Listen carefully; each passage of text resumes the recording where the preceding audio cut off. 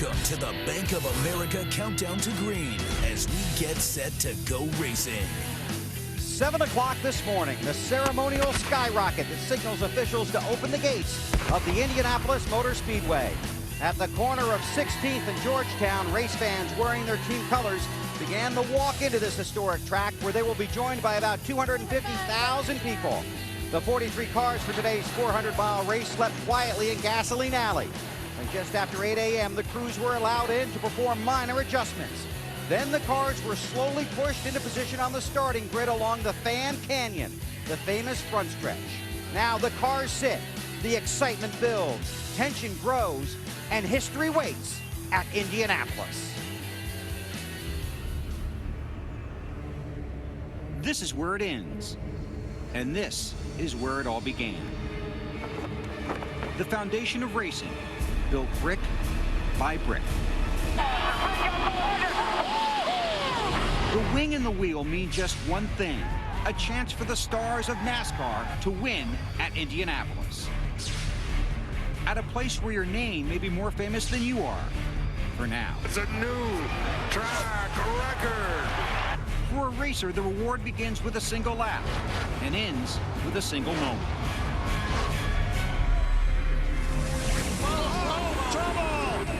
Don't think of it as the last chance. Think of it as another chance. A chance to do again what they said would never be done. This is more than winning a race.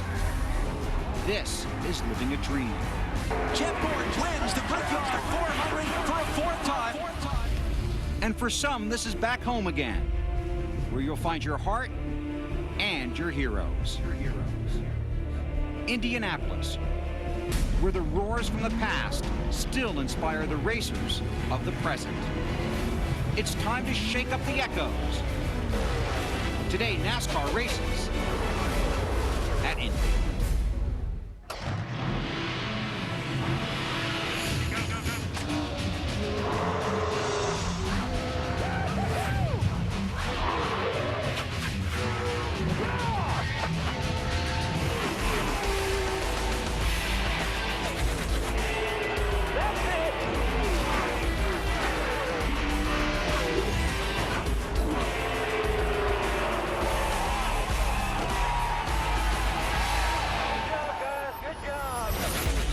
NBC Sports presents NASCAR. Today, live from the Indianapolis Motor Speedway in Speedway, Indiana. It's the 12th running of the Allstate 400 at the Brickyard. Every sport has the one place kids dream of competing at more than any other. A place that has withstood the withering test of time. A place where the winner is respected and where the winner respects the place. In motorsports, that place is this place. The biggest word in racing has just 4 letters. The starting grid for today's Allstate 400. On the pole, Elliott Sadler, and next to him, Jeremy Mayfield in a Dodge. Row 2 this afternoon. On the inside, Michael Waltrip, Casey Keene. A lot of fellas talk about the 9 car being very fast. Row 3, Brian Vickers, a Hendrick Motorsports car, and from Penske Racing, Ryan Newman. Jeff Gordon inside row 4 has won this thing 4 times. Sterling Marlin has not won it once. In row 5, Ricky Rudd, 1997 winner here, and Mark Martin in what could be his final appearance at Indy. Great qualifying run for this duo in row 6. Kenny Schrader on the inside, Mike Bliss on the outside. Row 7, Robbie Gordon, who loves Indianapolis, and Kevin Harvick, who has won here. Jeff Green on the inside of row 8, Kyle Busch on the outside. In row 9, Martin Truex Jr.,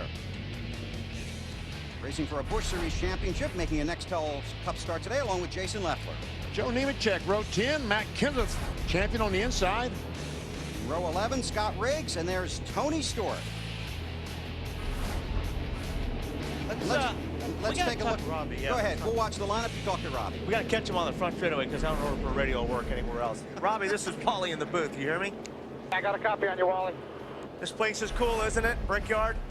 It's always great to come race here at Indianapolis. You know, so much history here. It's going to be a little different today, being a lot warmer than it was yesterday, and not getting a lot of practice, and being warmer than when we tested. Going to have to be careful on the tires. You know, that's one thing. You guys had the pressure to just make the race, where a lot of these guys have race setups on. How many changes are you guys going to make on these first couple of pit stops to get this car to handle? Well, we didn't go 100% full Monte on qualifying, but we had a pretty big qualifying setup in it. I think we're going to be okay there. You know, we got to take some wedge out of all 4 jack bolts, raise the track bar. If it's not good enough, we'll come down pit lane, adjust it under one of these cautions, make a big change, and I think we'll be good late in the race. All right, thanks, Robbie, and good luck. Thank you. We saw Rusty Wallace and Jimmy Johnson back there in row 21, Terry Labonte in row 22.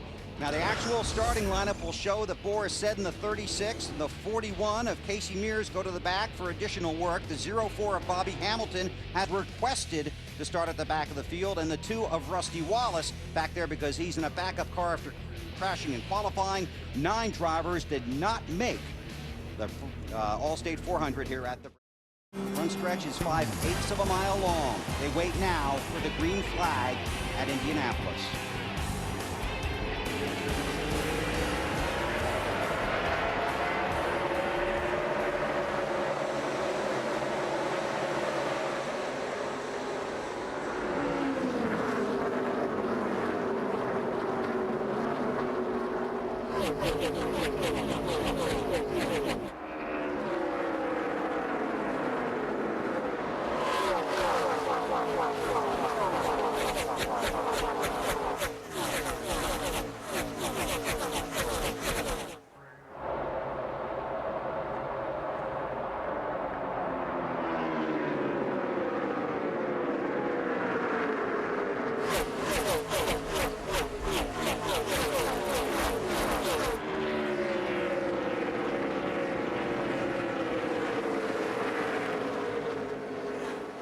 Sadler brings them down the front stretch. He leads at Indianapolis, but it's safe to say the race began on the first lap. I would say so. Jeremy Mayfield on the inside. Waltrip takes a spot. These guys that are trying to get to the front, it's important here. You'll hear clean air a lot. This is one of those racetracks. You want all the air on your car to push those 4 tires into the racetrack for grip.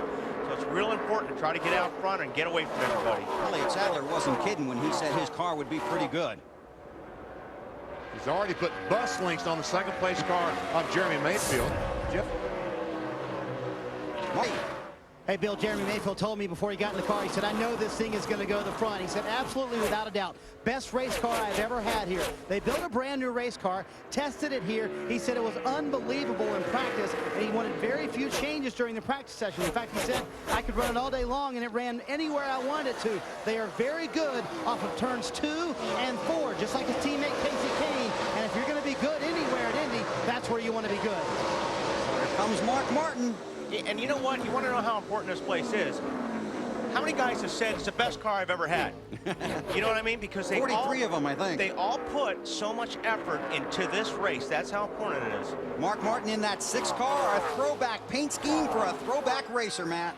4 wins in that paint scheme from 1990 and 91, hoping to put it in victory lane for the 5th time, pulling out all stops to get a win here at Indy.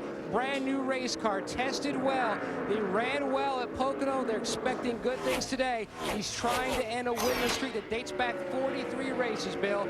And to top that, he's won here before in IROC. 3 straight races. Thank you, Matt. Robbie Gordon on the outside in the through the Loon car with, boy, they're packed in here. You got Kevin Harvick on the inside. Yep. Matt Kenseth in the 17, Tony Stewart in the 20, Home Depot Chevrolet. Marty, you got some stuff on Tony? Billy wants to slowly march his way towards the front. When they tested here last month, the test did not go very well. The first half of the day was almost a waste, Greg Zipadelli told me this morning. But in the second half of the day, they got better. But when they got back to Huntersville, North Carolina, they said, you know what? Maybe that's not the right car to bring. So they brought another car, the one that they hadn't run this year at all. Put a brand new body on it, and this is the car Tony brought. When he got into practice yesterday, he said that was the right decision, guys. This car will be good in the race tomorrow. Marty started 22nd. He's up to 16th. That's another car. Best car he's ever had here, right? Yep, exactly right. Now let's see if we can find the current championship leader. Wow. Oh, Tony making that crossover move on Robbie Gordon. Yep. He got around Kenseth, now inside of Robbie Gordon in the 7. Robbie Gordon's car, and that 7 car looks like it's a little bit loose right now, especially getting down into the corner. Thing wants to spin out when he tugs on the wheel. There's Jimmy Johnson, the 48 car, trying to march his way forward. So last time by, he was running in the 35th position. Dave on Jimmy. And remember last year, guys, they had a car that they could not get right. Played with it all day long, could not get it to work well here at Indy. It finally succumbed to engine failure late in the race. This year, they've loved this car, but they never got a chance to display that at qualifying because of what Matt and Jimmy talked about in the pre-race show. They're displaying it now, and Jimmy's moving forward. A long way to go, but a long time to get there for Johnson, the championship leader in that 48 car. See the mile per hour there? You see close to 200 miles per hour going down into turn 1. And bad news for Dale Earnhardt Jr. in the 8 car. He's lost some spots. He started 27th, and he's back to the 32nd position. Right in front of Jimmy Johnson. Word that NASCAR has talked to the 20 team about their driver maybe being a little too aggressive here in the early laps of the Brickyard race, the Allstate 400. Kurt Busch, the 97 car, on the inside of Junior, trying to take a spot away. Junior didn't exactly sound very optimistic. No. Bank of America countdown to green, did he? No, he didn't. Junior said earlier this weekend, this is a crucial race. This could decide their fate on making the chase. They expect to run well when we go to Watkins Glen. This was the one question mark. A brand new race car in the Dale Earnhardt stable. Oh, good things. Well, he's losing some spots right now, Matt, so I think they need to adjust on that chassis. Jimmy Johnson just went by, and he's got Rusty Wallace in the 2 car all over the rear bumper. That 2 car of Rusty Wallace, a backup car, crashed here yesterday, was the last car in the qualifying order. Crashed in turn 1. Got a car off the truck, no laps, but Dave, so far so good. And Rusty was quoted as saying, you know, this is the car I really wish we had raced anyway. I guess that's what you say after you wreck your car in qualifying. But this is not the car that they tested here. So they've been all over with cars here. The car they tested, Larry Carter told me, was not that good. He's a crew chief. He should know. So they brought 2 cars that they thought would be a lot better. Yesterday's was okay. Rusty really likes this one. That's a great shot right there, isn't it? Sure is. Down in turn 1, you got to be right down on the bottom of these corners when you get in, and all the way up against the wall, so you get a good arc into the next corner. Is the 8 holding him up, you think? Yeah, the 8 is holding him up, but this is a very difficult place to pass. But it looks like Rusty will get a run on him. If he gets on the inside of him up here in turn 3, it'll be his corner. Wallace in the 2, Earnhardt in the 8. And that's Bill Elliott on the inside of Dale Earnhardt Jr. now in the yellow car, a former winner here at the Brickyard. Driving for Ray Evernham. Stanley Tools is the sponsor. Junior just doesn't look like he can really get the car turned down. It looks like he's just got his hands full. Goes Kyle Petty in the 45. Is that Terry Labonte? 44? Yep, sure is. And that pushes Earnhardt Jr. back to 39th that time across the line. Carl Edwards in the 99 just in front of him. Carl Edwards, another driver with a backup car. So that's back in the pack, but at the front of the field is Elliott Sadler. Outstanding qualifying run here Saturday afternoon. And Sadler down the front stretch, completing another lap. He has led them all so far in the Allstate 400 at the Brickyard. You're watching NASCAR on NBC. Elliott Sadler started on the pole, was excited all weekend about his car. He is fast and out front. Let's take you through the field, starting with Alan Bester. Well, Bill, I talked with Elliott Sadler just before driver introductions today. I asked him, what would your idea of a good day be? He said, well, very simple. Lead every lap, win the race, and plant a big old kiss on that yard of bricks. So far, so good. Marty? Oddly enough, Alan, same exact goal for Jeremy Mayfield, who started second, currently running second. Hasn't said a word on the radio. This team also not only trying to win the Brickyard, but trying to make the chase for the Nextel Cup. That is their focus. Alan? Well, Brian Vickers running third now. He started the race back in 5th position. Very strong car underneath Vickers. Vickers has never won a NASCAR Nextel Cup Series race. He told me before the race, can you think of any better place to get your first win than Indianapolis? Marty? Alan, now that Casey Kane has gotten a little clean air, his car is running much better. He is starting to catch Brian Vickers. Earlier in the race, he said the car was extremely tight getting into the corners. He just radioed to Ray Evernham and Tommy Baldwin, said that is actually getting a little bit better. Car coming to him, Alan. Well, Michael Waltrip is having a solid top 5 run so far. Michael started the race in 3rd position, dropped back a couple spots. No big concerns on their car. This is a car that they wrecked at Pocono in the last race. Spent a couple of late nights getting it back in shape, but they wanted to run it here. Jeff Gordon looking for his 5th Indianapolis Motor Speedway win. His crew chief Robbie Loomis telling me before the race, no pre-designed plan as far as their race strategy is concerned. They're going to see how the day unfolds, but they expect to be in the hunt by the end. Matt? Ricky Rudd, who won here in 1997, runs back in the 7th position, trying to become the 17th different driver to win with the legendary Wood brothers. Says the car is good, but Alan, it says it needs more grip. Well, Ken Schrader had a great qualifying run, 11th fastest in time trials. He's moved up 3 spots to 8th. Kenny told me just before he climbed in his car, he really felt like they had a good machine. They were going to go after it for all 400 miles and see if they could pull off the upset. Matt? Mark Martin trying to get Jack Roush's first Brickyard 400 victory.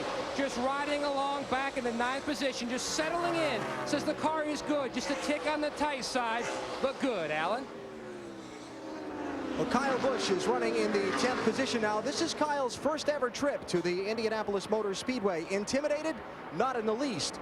Definitely, though, understands the history and tradition and would love to go to victory lane for the first time here today. Matt? 1 year ago, the month of August and the first part of September, knocked Kevin Harvick out of the chase, hoping to bounce back in. He's only 73 markers out of 10th. He's won here before. A good race car. He was hoping for a hot, slippery day. That's exactly what he's got. He's riding at 11th, Marty. Matt, the day is a little too warm for Joe Nemechek. His water temperature is a concern now, about 15 degrees warmer than they would like.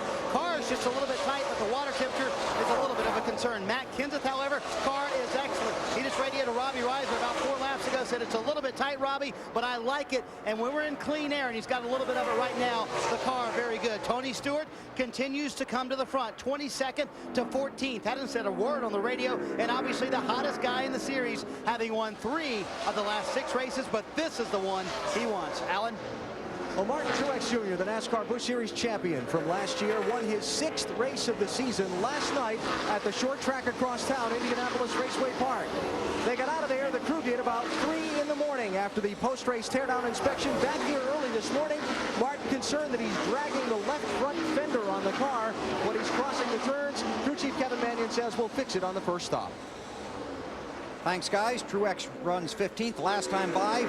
Mike Bliss was 16th, followed by Greg Biffle, Ryan Newman, Jamie McMurray, and Jeff Burton. Elliott Sadler continues to lead. Robbie Gordon, Bobby Hamilton Jr., and Travis Kvapil have been warned by NASCAR to pick up their speed. Matt. Coming down the front stretch, Bill, you could hear some issue with the motor on the 16 of Greg Biffle. He just yelled on the radio, I've gone to the backup distributor. Everything appears to be okay. 3rd in the championship standings. He was putting on a demonstration on getting to the front. Started near the back, worked his way inside the top 20 quickly. He says the car is okay now.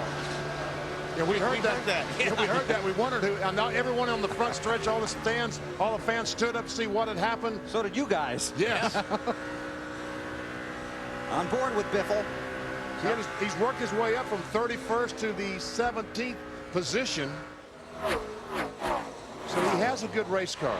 It's driving beautiful, buddy. Being a little hard on the brakes. I'm trying to ease off them. Just because this security blanket's a little loose, that's why it tightened up probably. Been a little hard on the brakes, he said. A little hard on his heart, it sounds like, too. So Biffle appears to be okay for now. We'll keep an eye on that, and we'll try and keep an eye on Elliott Sadler. But you got to look quick. That 38 M&M's Ford is pretty darn fast. Elliott Sadler leads Mayfield, Vickers, Kane, and Gordon.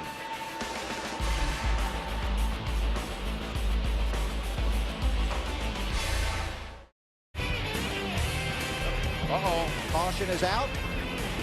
Bobby Hamilton Jr. off the pace. Travis Kvapil had already pulled down pit road. Bobby ran into somebody. Yes, or something. Could be a left front came apart there. And the tire came apart and has torn up the left front fender. And you were concerned about tire wear here today. There BP. goes the left front for good. the first 50 laps of the race, I was concerned about tire wear. It's going to, the last 50 laps, it will not be a problem. Straight to pit road, straight to pit road. That's because the tires will rubber up the track. The rubber will go into the grooves on the racetrack, and that should help the tire wear. So we can see the 32 car having the flat tire. We see him there right in the center of the screen. Oh, there he goes, just blows apart. Man, heading into the turn. Nice job hanging on to that. Yeah, really. And debris every place. A couple of cars that have been falling back. The 7 of Robbie Gordon and the 36 of Boris Said. Those were a couple of guys that had to get in. So basically they're racing on qualifying setups. Yeah. Right. And qualifying setups, race setups are totally different. Now, this is a caution flag. Those cars can come in and change a lot of those qualifying setups to a race setup. And they're lucky they didn't lose a lap because they were getting close to going a lap down. And then we'll see what guys are having issues with the tires, because we can see the wear once these guys all come in to make pit stops. Who's going to be worrying about tires? Two-time Brickyard winner Dale Jarrett started 24th. He has fallen back to 38th. Matt Kenseth has been on the move all the way up to 12th. And here they come down the very narrow pit road at Indianapolis. Matt, take it away. The first leader who will hit his pit box will be Ricky Rudd, the 97 winner. Fatback McSwain calling him in. Ricky says the car just lacks grip. Whatever you do, don't take away what I already have in the back. We need to work on the front. Good stop going on. Marty? Jeremy Mayfield, middle of your screen in the 19 car. The car, outstanding. Their biggest concern, they cannot hear Jeremy on the radio. They thought he was just being quiet, but when they tried to communicate with him, they got nothing back. Alan? Elliott Sadler in, going to get 4 tires and fuel. The catch can man Frankie Good looked up at crew chief Todd Parrott with the adjustment wrenches in his hand. Like, you want any of these? Todd shook his head. No. Dave? Championship leader Jimmy Johnson decided this time not to take 2 tires for track position. They took 4. They made adjustments through 2 holes in the rear window with their wrenches. That will adjust the car better for turns 1 and 2, where he was a little bit tight pushing toward that wall. Bill? Hallelujah. They all made it off pit road without any contact. But that's only the first time. Well, true. It'll be a busy day down there. Guys trying to make their cars better. Jimmy Johnson trying to get to the front. But the story so far, Elliott Sadler at the Brickyard. Green flag out again at Indianapolis.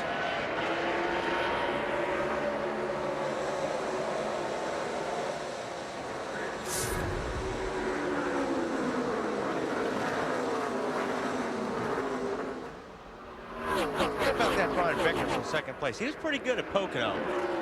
And that's a car that's easy to see. Yes, it is. Lime green. I think he finished second in the first Pocono race behind Carl Edwards. Travis Kvapil a lap down on the inside. Got some stories from pit road here in a few moments, but just to update some drivers for you, Jeff Burton had a problem with his jack on his pit stop. That cost him some spots. Gordon in the 24 looking at the 9 of Casey Kane. They're trying to solve Jeremy Mayfield's radio problems, and Ken Schrader has a clutch problem. He has gone from 9th to 40th. Tony Stewart inside of Biffle for position.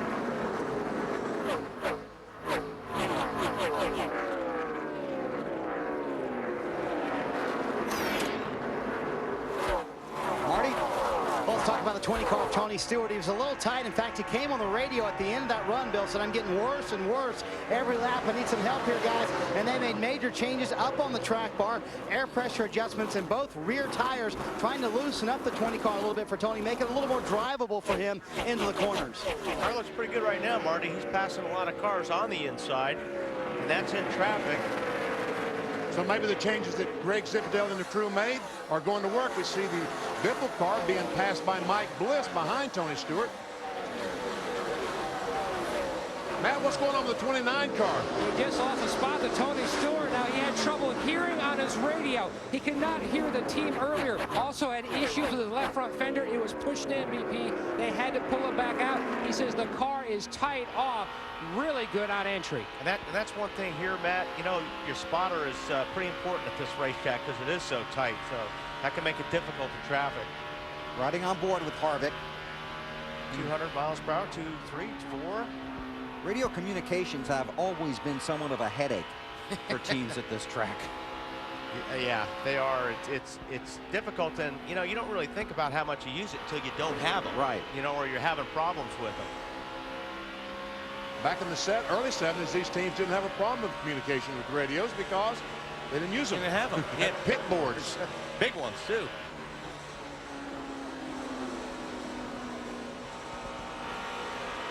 The car looks pretty good right there. I mean, you see him short shoot, taking the car all the way down on the bottom. Got to jump on the gas as hard as you can, as fast as you can, but his hands look pretty good on the steering wheel. It doesn't look like he's fighting it too much right there. Sadler leads, the 25 Vickers in second. Do you know what the sponsor is on that 25 car, BP, for Brian Vickers? Let's see. Garnier Fructis. Very close. Garnier Fructis. Do you know what it is? Well, yeah, it's a hair product or something. Yeah, it's shampoo and conditioner, and there's yours. I had some sent up just for you. Well, here, Walter, you can have mine because I certainly don't need it. Mayfield closing in.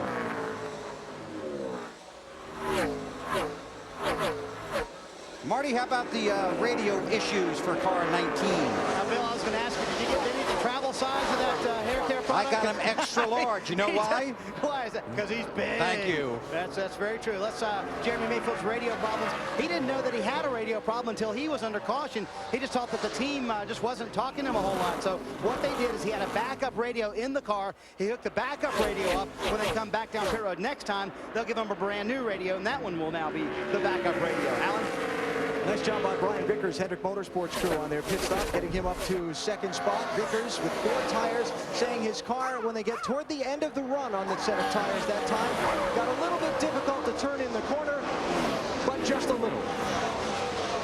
You see Robbie Gordon getting put a lap down. They've been in the pits a couple times trying to make all those adjustments, trying to get back off the qualifying setup or get on a race setup, but now he's still the good spot to get that lap back at the Elegant Tower. And just to update, championship leader Jimmy Johnson up to 22nd. So he's moving the right way. The 9 of Casey Kane with a little bit of a different look this weekend, Marty. Yeah, kind of the reverse paint scheme, if you will, Bill. And he's holding solid right there in the 4th position, having a very good day. The car has been tight on the pit stop. They went up on the track bar. They also made an air pressure adjustment, taking a pound out of the right front tire. I talked to Tommy Baldwin. He said our worst enemy is traffic. He said because our car is already tight, when we're in traffic, it's that much tighter. So sometimes you'll see him drop back from other cars. But so far, he's had a little bit of difficulty trying to pass other cars. Maybe we'll see him use that outside lane like he did last year. And Casey Kane also has a new multi-year contract to drive for Ray Evernham, as does crew chief Tommy Baldwin. Well, Elliott Sadler continues to lead. He's led 31 of the 32 laps completed here at the Brickyard. The field is coming to get the green flag. Listen to Greg Biffle's concerns about the restarts on the track. The main thing, Mule, is when they're bunching up. It's going to be every restart today. You usually see the guy in front of me, but that's about it. Talk early. You know, how they're kind of bunching up or they're stopping. You can tell me that it's looking shaky, and I'll be on my toes. And the reason that is you can't see. You know, when these places so narrow, you're down right on the racetrack. You can't see 1 or 2 cars ahead of you that well. It'll be interesting to see what happens with Kyle Busch. Got out of line before the green flag. And I guess the spotter told Biffle it looks a little shaky. It definitely did look shaky. Out of turn 1. Through 2. Brian Vickers, the race leader. The top 5 guys, Vickers, Waltrip, Kenseth, Kyle Busch, and Jeff Gordon, took just 2 tires on the recent stop. Somebody said that could happen, but... Now we'll see how good these cars, you know, a lot of times we see a car get out front. When it gets out front in that clean air, it's hard to pass, and it's fast. So we'll see how good Elliott Sadler's car is right now, as well as Mayfield, because they've got some traffic ahead of them. Look at Matt Kenseth in that 17 car. Where did he come from? 2-tire stop, and he had been marching through the field. Marty. I just talked to Robbie Reiser and asked him why the 2 tires. He said, why not the 2 tires? All we need is a little traffic. I think the car is good. I think one of our biggest problems is we're back in traffic, and that makes the car tighter. So we want to get him up front, get him some clean air, and see if he can run up front. Obviously, he can. It doesn't look like that two-tire stop is working very well for the 15 car of Michael Waltrip. Here comes Elliott Sadler, the 38 on the inside of Jeff Gordon. And I think we're going to see a lot of that right there in the next 5 or 6 laps. That'd be Elliott Sadler passing cars? Yes.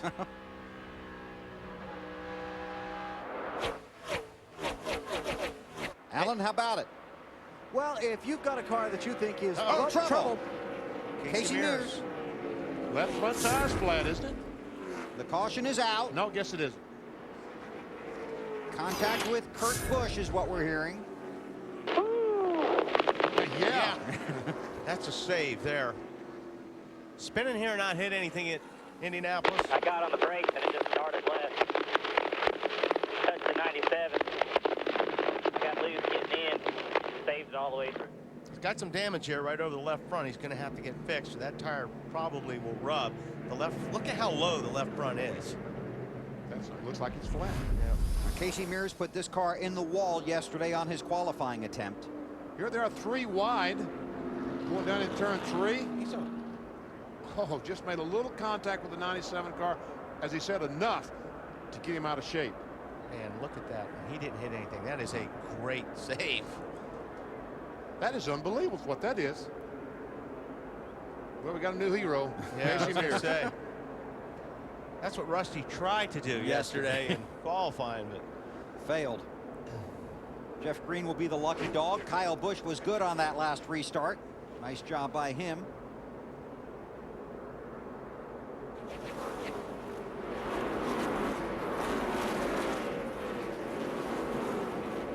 Dave?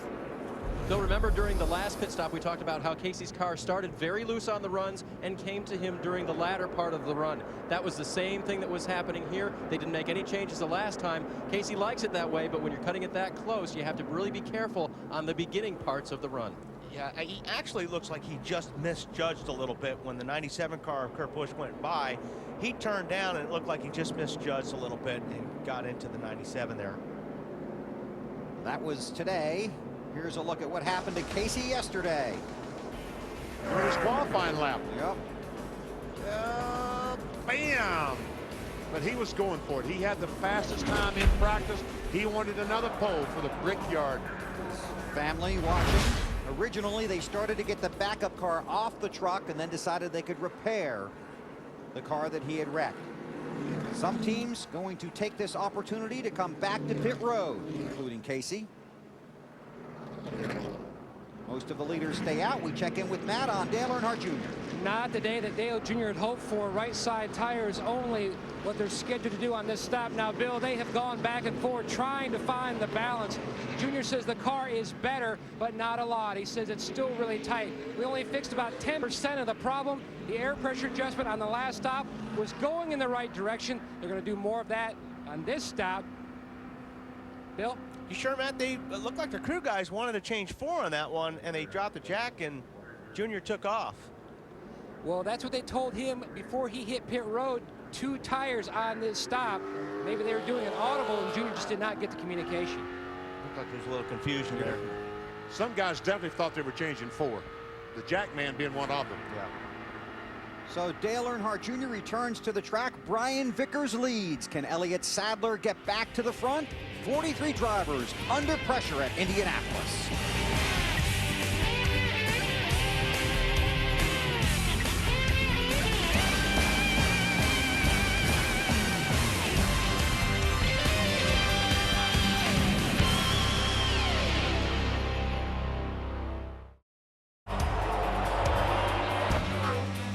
Green flag.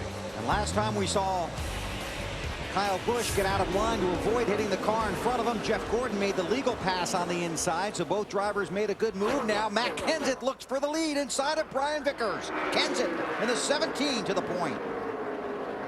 Might lose another one. Vickers had to go a little bit high once Kenseth went in and lost his momentum.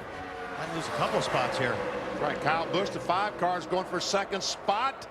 And looks like Michael Waltrip will have to fall back in 3rd. Alan, how about Vickers? He say anything?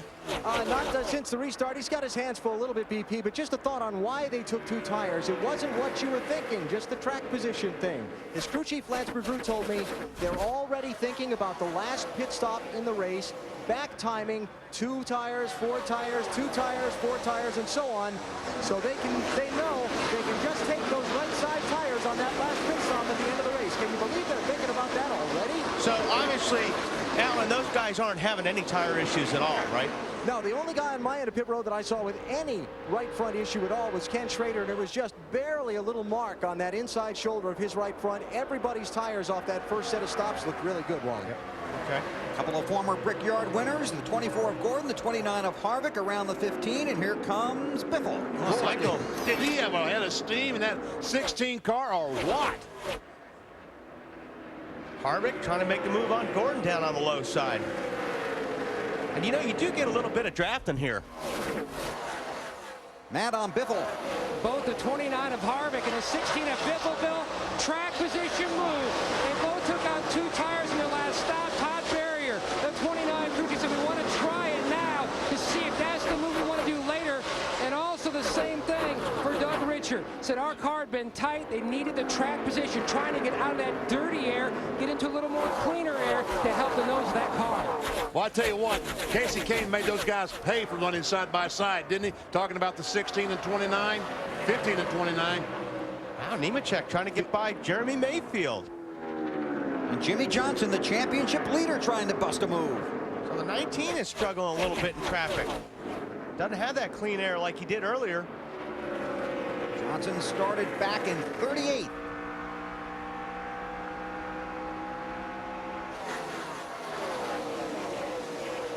Dave, this 48 car's had a terrific run so far. Really did. And Chad Knaus reminded us yesterday when we talked to him after that qualifying debacle that his team really responds well to adversity. They've done it again today as Jimmy goes a little bit high, and that car is just losing the nose a little bit off the corner earlier. That was the problem they were having. Marty? Dave, Tony Stewart's trying to work his way back up through the field after the most recent pit stops. He restarted 20th. He's up to the 14th position right now. The car was extremely tight for Tony. So what they did, plenty of things. Added a rubber to the right rear, a pound out of both left side tires, a round of wedge out, and a pound in the right rear tire, trying to get that car better for Tony. It's very good at the beginning of a run, but it just goes too tight too quickly. He's seeing a heck of a race out the windshield, isn't he? Oh, foul! It looked like Casey Kane was going to get inside him. Harvick made contact. Oh, great job by both of those guys. I'll tell you what, that 24 car's got an engine under that hood today. Man, that thing is strong, those grid ones. Alan, what's going on with the 24? He looks like he's got a strong car today. Yeah, he may have a strong engine, Wally, but he's struggling a little bit in the corners right now. I just talked to Robbie Loomis, the crew chief. He said in traffic, the front end of their car doesn't want to turn like Jeff needs it to. You know that old arrow push thing? You can describe what that means. He's right in the middle of it right now, and that's what we're seeing with a lot of these guys. To get back in traffic, they just don't have the downforce on the front of their car, so the cars won't turn. When you're out there by yourself or you don't have a lot of cars around you, your car's going to handle a lot better. Nemechek, the 0-1 car, able to get by Biffle, but guess what? They got the corner. Biffle, 50-16, back by him. Meanwhile, Vickers up to second. Kyle Busch to third, behind leader Matt Kenseth. Boy, this is good stuff. This is. These cars. Goes Biffle. And the 16 under Michael Waltrip. Joe Nemechek in the 0-1 Army Chevrolet. And Mayfield in the 19, who was so strong early. Joe's car's working pretty good right now in traffic. There he goes on the inside of Michael Waltrip in the 15. Tell you what, Army car is strong. And here comes Jeremy Mayfield back in the 19 car. Michael just looks like in that 15 car, he's having a hard time. Alan, what's going on with 15 cars? Well, Wally, that story I told about Jeff Gordon just a minute ago. Okay, same thing. Ditto. Michael Waltrip having a tough time with front end grip in traffic. Not enough air on the nose. And you know, the other thing, guys, the cloud cover has really thickened here. The temperature outside has cooled a little bit. That's great for the guys down here on pit road, but it's changing the handling on some of these cars. Yeah, that's probably going to make the cars push even worse. Well, we saw it just yesterday in qualifying, the temperature change affecting race cars. Ricky Rudd, the 21 car, closest on the back of Jeff Gordon in 24. And there's Mike Bliss in the 0. A terrific run today for Bliss. He's running 15th last time by, took 2 tires on his last stop. There's Bliss in the 0 car.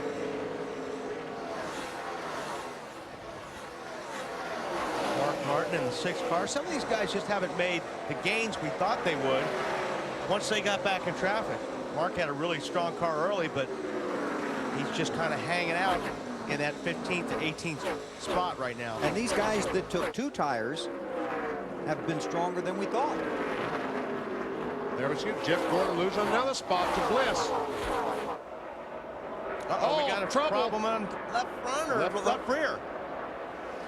Left front, yeah. Hey, he just came on the radio, said it blew it. Brian Pemberton said, I know, I saw it. It's the left front for the 01. That's what, 3 today so far? Yep. They have had the worst luck. Back it way down. And that's the thing, these tires are going today. Just blew the front fender off and tore the hood up.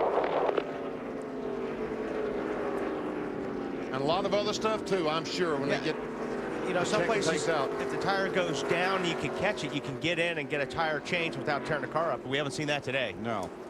They're going to, the left front tire will have to go flat in this short shoot between 3 and 4 to save the race car.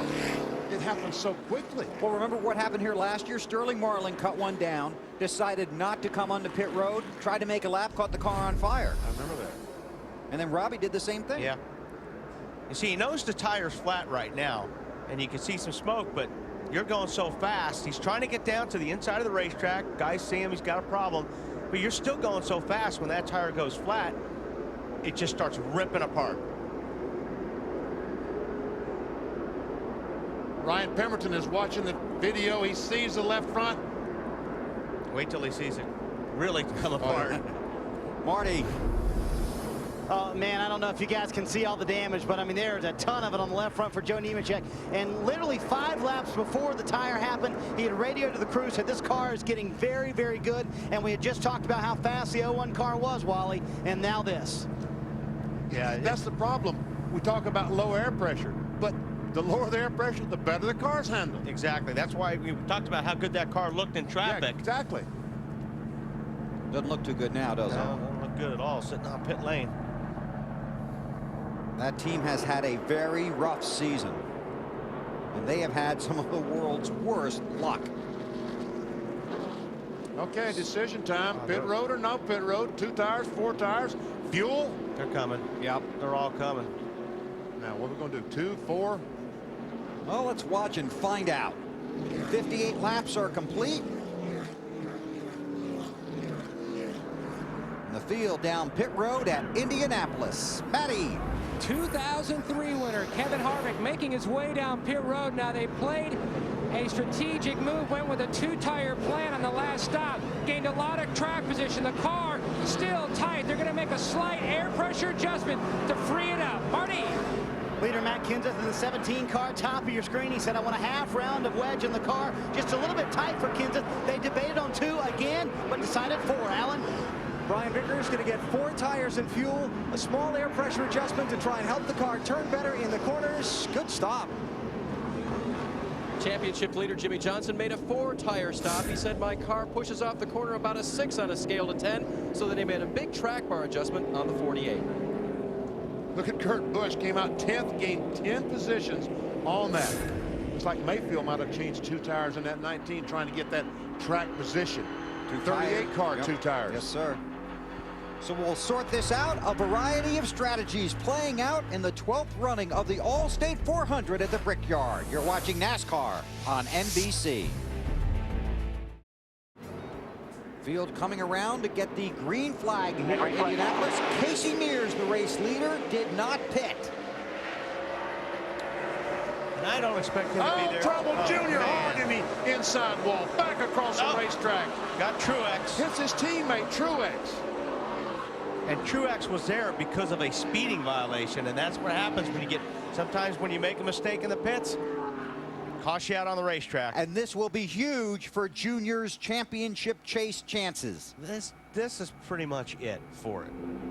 He had to really come out of this race with a good day to keep their chances alive, and this pretty much does them in. And you guys had talked about how critical the restarts are here when we heard some of the drivers voicing their concerns about them. We heard Biffle talking to his spotter, Joel Edmonds, saying, look, tell me if they start blowing up in front of me, let me know. We also saw Kyle Busch get out of the gas because he thought he was closing too fast. That cost him a few positions. He will head to the garage. Ricky Rudd will get a small positive break here. He is the lucky dog, the car we were watching a moment ago on pit road.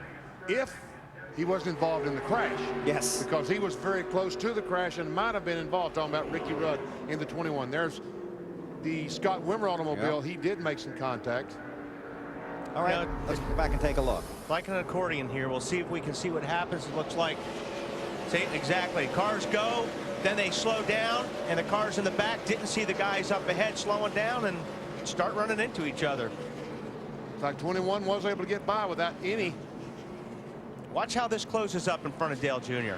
He thinks everybody's accelerating. You can't see, like I said, oh, he got turned. He got run into. Yep, sure did. But the thing is, like I said earlier, you can't see one or two cars ahead. I think maybe that was Mike Skinner behind them when he checked up. But it got in the back of it. It's all the same thing. It's still an accordion. It was a big accordion. He slowed down.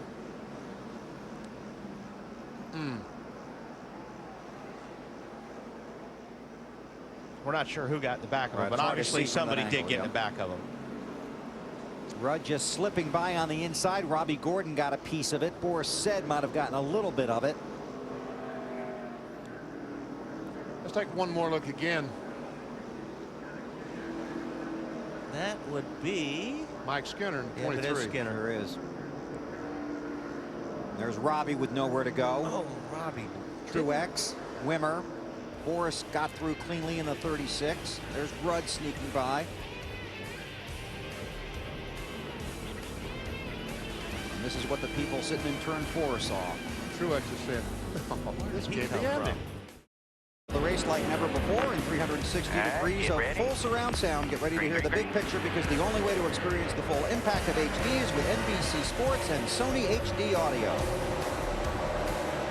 I tell you what, these restarts are tough when you're back 15th to 35th. And you'll see the cars, the drivers will move to the left a little bit so they can see down the racetrack and have to avoid the guy in front of them if something boxes up. But it's very hard to see at this racetrack.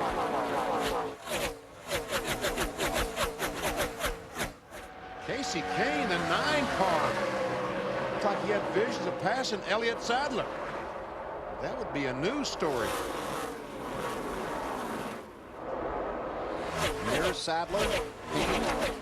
Goes Vickers underneath in the 25 car, taking the spot from Mark Martin. Tony Stewart. Kyle Busch looking to follow him through. Here comes Casey Kane. Yep, How about that? Watch out. Looked like that 38 car was an unbeatable rocket, but he is passed by Casey Kane and Tony Stewart. Looked like he was trying to get on the inside of Vickers, couldn't quite make it. Mark Martin, that 6 car, struggling a little bit on this restart. For the lead, Casey Kane looking inside of Casey Mears. 25-year-old Casey Kane leads at Indianapolis. We'll watch this. Marty. Martin Truex Jr. was just talking to me about what a great car you had today, but what happened on that restart, Martin? Oh, I don't know. Just something happened up front, and we all checked up, and I was up by the wall, and Junior come back across right in front of me, hit me left front. So just unfortunate. We were having a decent run there. It took us a few laps to get going, and once that was, you know, after 5 to 10 laps, we were good. We could run past some cars, and I was having a lot of fun out there, but it wasn't meant to be today. I got to thank Pops and all them guys, Behover and everybody over there working on the 1 car, and Bono and all the guys on my Chance 2 team that come over and pitted it. Everybody's doing a good job. We were having some fun, and the car was pretty decent, but it wasn't meant to be. Won the race last night, out early today at the big race. All right, here we go. 38 car, Elliott Sadler trying to take over second spot from Casey Mears, the 41 car. I think Sadler saw Casey Kane go by and had to sit up in the seat a little bit straighter. So this is not going to be as easy as I thought it was.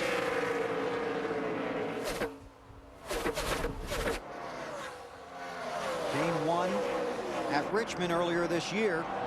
In the 9 races since, only 1 top 15 finish. Mayfield's going to pick off Casey Mears here. Matter of time. Jeremy in the 19 car. Man, those Dodges are looking good, though. And the last time most of the field pitted, Mears did not.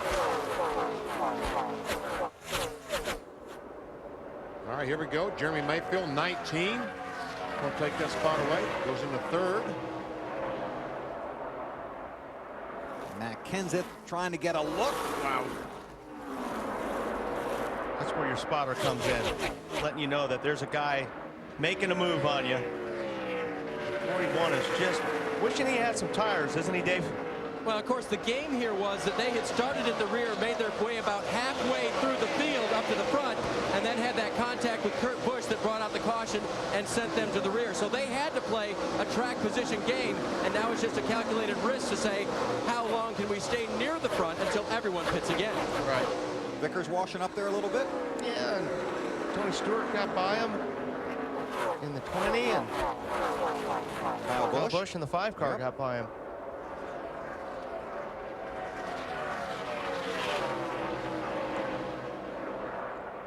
Looks like it was a good move on Casey Mears. Jimmy Elliott's crew chief on this 41 car. They're up front. They have some track position. The way things are going, about 25 laps, we're going to have another caution flag so they can come in and change tires. Hopefully it's not them. Yeah, with tire issues. There is a report they're looking at the 48 car of Jimmy Johnson for a possible tire rub. Tony Stewart. Oh, looking under Mears. Still looking. Still pedaling. Oh, he's there. Marty. Yeah, Bill, you just got to give some credit to these Home Depot guys. They have made this car better for Tony Stewart. Remember, early in the race, it was extremely tight. They've worked on it. Several changes on several stops, and there's trouble on the racetrack with Jimmy Johnson. The championship leader is around. Gordon gets by. And he doesn't hit anything. I don't think. I don't think he did either, BP. The left front. The valence is pushed under just a little bit in front of the left front tire, but that might have been when he was going around and around. The spring is so soft, I guess it went down and drug the racetrack. He spun here a year ago and didn't hit anybody. Down in turn 1. How do you do that? I never spun in my life. I didn't hit the wall. I was going to say the same thing.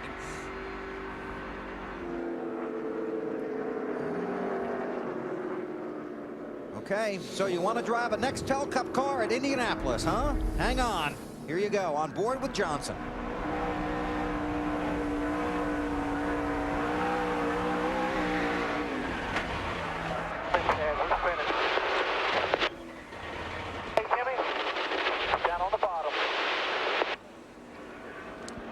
Looks like he just, I don't know, it looks like he jumped on the gas and got loose. Yeah, that. Hey, look at this. Ricky Rudd, hard contact with the wall.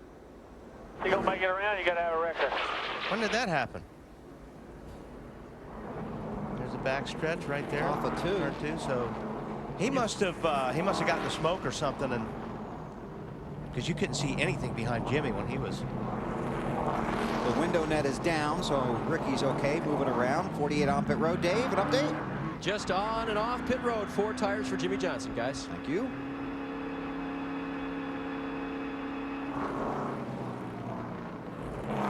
He's gone. A lot of damage. He's calling out and he's there. Done. One here in 1997 with the team he owned. Let's see if we can see what happened to Rudd. A wave to the fans. There's the 48 spinning.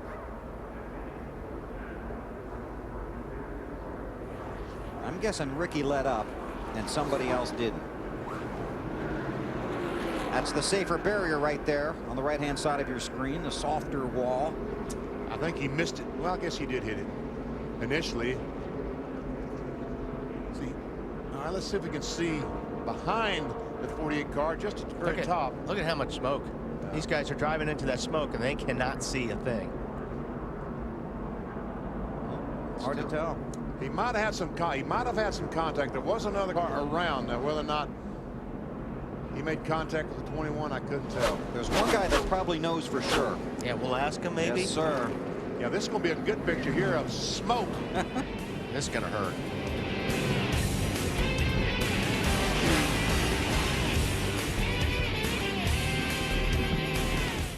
Yeah, when I climbed up here, Todd said, man, I hate races like this. And I said, I know, you're trying to keep up with what's what. We'll see what happens here on the restart. Coming to get the green flag. Casey Kane bringing them down. Rick Monroe watching, throws the green.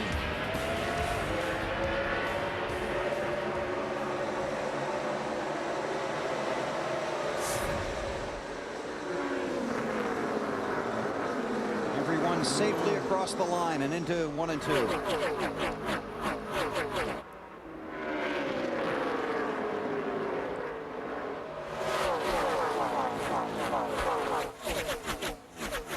29 of Kevin Harvick had to start at the back of the field, the end of the longest line, for a commitment lane violation. Tony Stewart looked like he was running 40 miles an hour faster than Kenseth in the 17 car when he got to turn 3. Jimmy Johnson also went to the back of the field for pitting too soon. Matt on car 29. They were only going to take 2 tires in that stop until they got the commitment line violation. They took the opportunity, Bill, to fix the left front valence. Now Harvick had hit the curbing down in turn 1, which pushed that fender, damaged it, causing more of a tight condition. They tried working on that, knowing he's going to be back in dirty air. Hopefully that will help him as he tries to make his way back to the front. He lost 20 spots. We just passed halfway, and you would think this is one of like the 5 to go here. Yeah. Everybody is fighting hard right now for position. There's Ken Schrader in the 49 car going by Ryan Newman. This 49 car, Ken Schrader, has been good the entire week. This car tested well. It's a brand new car. It tested well, and the last couple of days in practice has been extremely good. And that was for the 10th spot.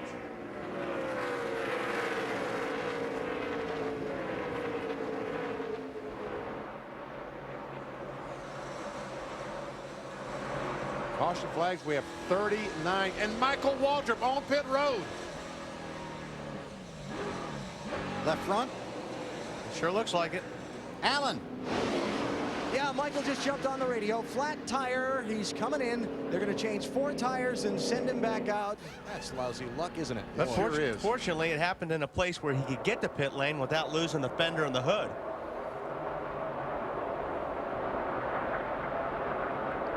Waltrip, the long trip down pit road. I was thinking the same thing, just how long it is. Left side's only. Pick up the car, guys. Crew will have to help raise the car because the tire's flat. The jack will not fit underneath it. He'll go a lap down, but he'll be the only car 1 lap down. So Take it up, go back up, get your ass over. Come on. Leader's going by now.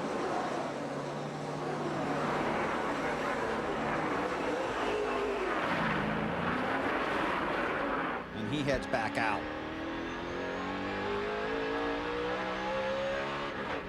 That will drop him to 39th. But Walter brought up a good point. He's the only car 1 lap down. So if there is another caution flag, and why in the world wouldn't there be? Ouch. There's Kurt Busch, reigning series champion in that 97 car. Here's in the 41, and Jason Leffler. And Kurt Busch, the 97 car. Last 2 weeks ago at Pocono, dominated the race, had by far the best car, and it looks like today he might be struggling a little bit, Dave. 1 corner of the car, BP, the right front. Kurt has called it inconsistent.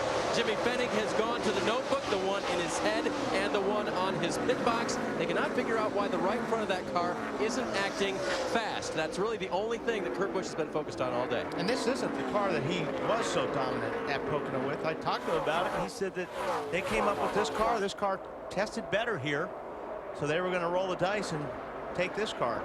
Ricky Rudd, treated and released at the Infield Care Center, declined our invitation for an interview. Got some damage there behind the right rear of Kurt Busch's car. Mark Martin in the 6 under Ryan Newman. That was for the damage earlier. And who got into him?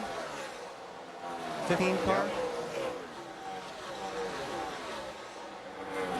Marty on Ryan Newman. It's been a struggle for the Hoosier native today, Ryan Newman, Bill. They've been trying to get the car better. It's been extremely tight. He called it, we're making baby steps at it, but they really need clean air. And when you're in traffic like Ryan's been all day, you can't find the clean air to make the car any better. So it's been a really rough day for Ryan Newman. Jeff Burton trying to get by Newman and Burton in the 31 car. He's had an adventure on pit road today.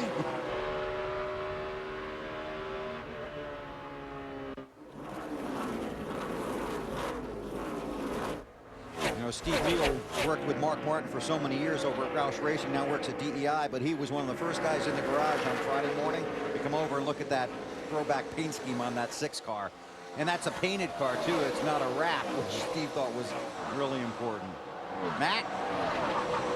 Bill, a trying day for Jeff Burton in that orange number 31 car. We told you earlier he's having clutch issues. Now, when he pits, he has to stay in neutral, and then when the jack drops, he tries to jam it into gear and then leave pit road. It could cause a lot of issues. He tries to work the inside of Ryan Newman, the 12 car there, battling for the 14th position. And the 12 car got a little bit loose when Jeff Burton was behind him in that 31 car, and he's going to lose 2 or 3 spots right here. Yeah, that one little slip. Burton goes by. Kurt Busch trying to get by, and here comes Casey Mears. Trying to make it 3 wide there for a second. Oh, boy. Jeff Gordon in the 24. There we go. Now we're going to get 3 wide. Down the front stretch at Indianapolis. Gordon's going to pick up 2 spots. They're watching the 48 car of Jimmy Johnson for a potential tire rub. That's what you said the last time, just before he spun. Yep. And want to correct something? Ricky Rudd has agreed to our request for an interview. 24 inside of 97. He's standing by with Marty. Hang on 1 second, Marty. Now this is where I was saying that 24's got something under the hood. Watch right here.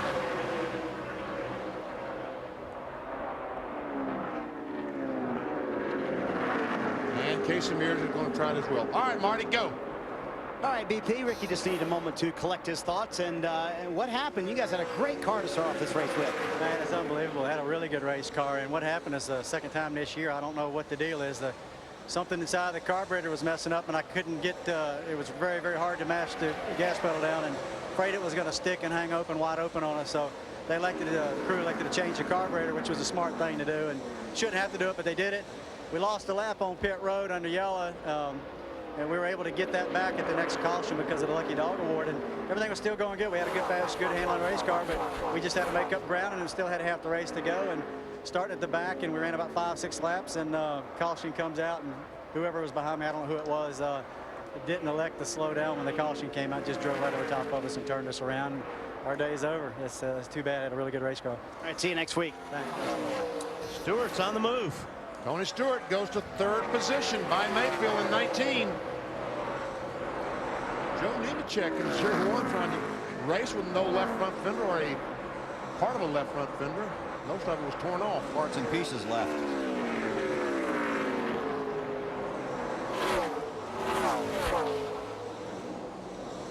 This was the 773rd consecutive start for Ricky Rudd.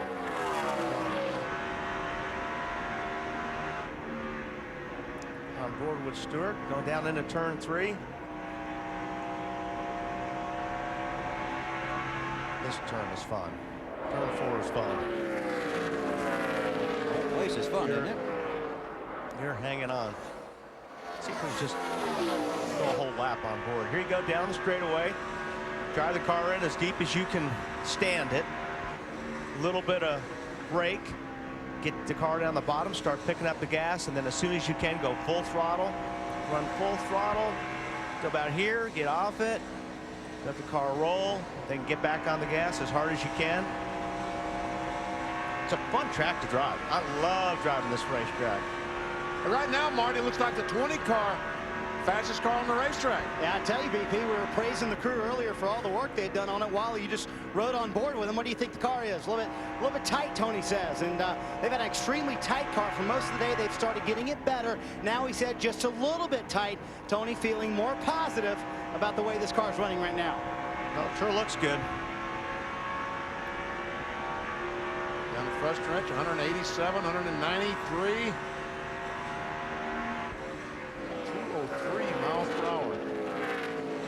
championship leader.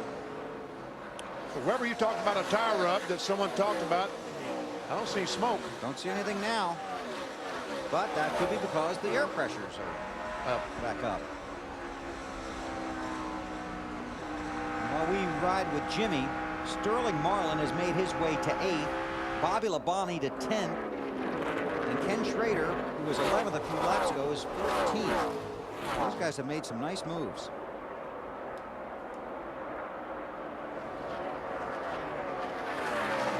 Here's Johnson, here's Dave. And guys, they have told the driver, don't worry if that left front is rubbing just a little bit. It's rubbing on the top of the fender. It's been doing that all day. That's really okay. It's when your fender gets pinched in and there's a sharp point in the fender that's rubbing your tire. That's when they really worry. The driver always worries, though, doesn't he? It's part of his job description. No, not really. You let everybody else do the worrying. So Johnson trying to march his way through the field. We will take you through the field. Trouble. Got trouble in one. Right in front of Jimmy Johnson. Looks like Another a left front tire. Okay, now slow down, 11. Jason Leffler. Well, I think he's... There's no caution yet. No caution. Now it just comes out now. Caution down. Just stay up high. Stay up high. He just takes care of this thing so it doesn't rip apart. He'll put a wheel on this thing and he'll dodge a bullet. But if that thing starts ripping apart... Well, it's the tire is ripping apart. So far, the fender is staying intact. Looks like the left rear is also flat on this car. Leffler was 20th last time by. Yeah, left rear's up. Michael Waltrip gets the lucky dog. We knew he would. Came back, got his tires. I think that tire came. Well, I'm not going to talk too soon. There's chunks still blowing off it, but.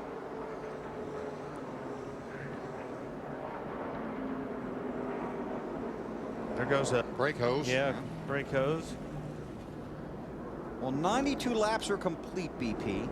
Yep. So we're looking, if you stop now, one more stop? Oh, no. No, we'll have caution flags, 2 or 3 more caution flags. Okay. Oh, yeah. You know, but the history of this race is caution flags early, but not a lot late. Never mind. Okay.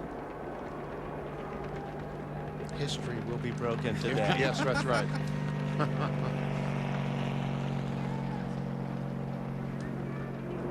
Yeah, the tires changed that history today. Jason has done a... Look at the stuff still coming off it. Start say he's doing a good job getting the car back to pit road and keeping the left front fender on it, but he's not back yet. Alan, strategy update. Hey guys, just think subtracting the number of laps left in the race, look for most people to take 4 tires here so that when they make their last pit stop, they can just take 2 and try and get out and get some track position.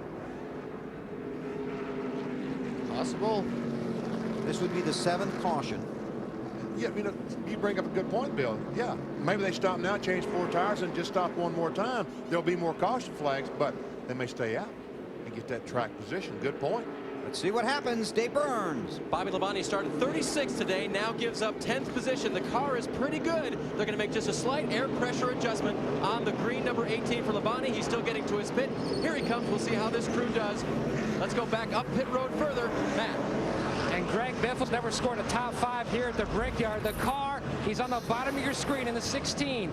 His car tight most of the day, just could not turn. They're going to make an air pressure adjustment. Marty. Casey Kane in that 9 car led for most of that run. The car a little bit tight. Tommy Baldwin said we're making an air pressure adjustment. Casey said just make sure it's small. 4 tires. Alan. 4 tire change for Elliott Sadler. Also made look like a track bar adjustment. And he's going to have to race Brian Vicker from pit road, and I think he got it. Jimmy Johnson has the catch can attached to his car in that 48, so he'll have to come back. Looked like Casey Mears might have run into. There's the catch can. Gordon, yep, there's. Yeah, Mears ran into Gordon right here on pit road. That's an accessory. That's not supposed to be there. That's not original equipment. That's not original equipment. And you must have. All cars must have original equipment. Brian Vickers, 25, takes the lead. Elliott Sadler, who has that outstanding pit stall at the exit of pit road. Under caution, you're watching NASCAR at the Brickyard on NBC. Labonte did not stop. He's the race leader, brings them down. Green flag is out at Indy. Got bunched up again. Tony Stewart on the inside of Sadler. Looks like he's going to get the position. Yes, he is. Wow. Casey Kane's going to take advantage of that. Brian Vickers around his teammate for the lead. Stewart hooked up right now. He is. I tell you what, this could be trouble for the competition, that 20 car. Elliott Sadler has lost 6, 7 positions. He got on the outside and just could not go. It's traffic, right? Traffic, and he got bottled up on that restart when Stewart got underneath him and he had to get on the outside. Everybody's running so close. If you have to lift, everybody's just going to freight train by you.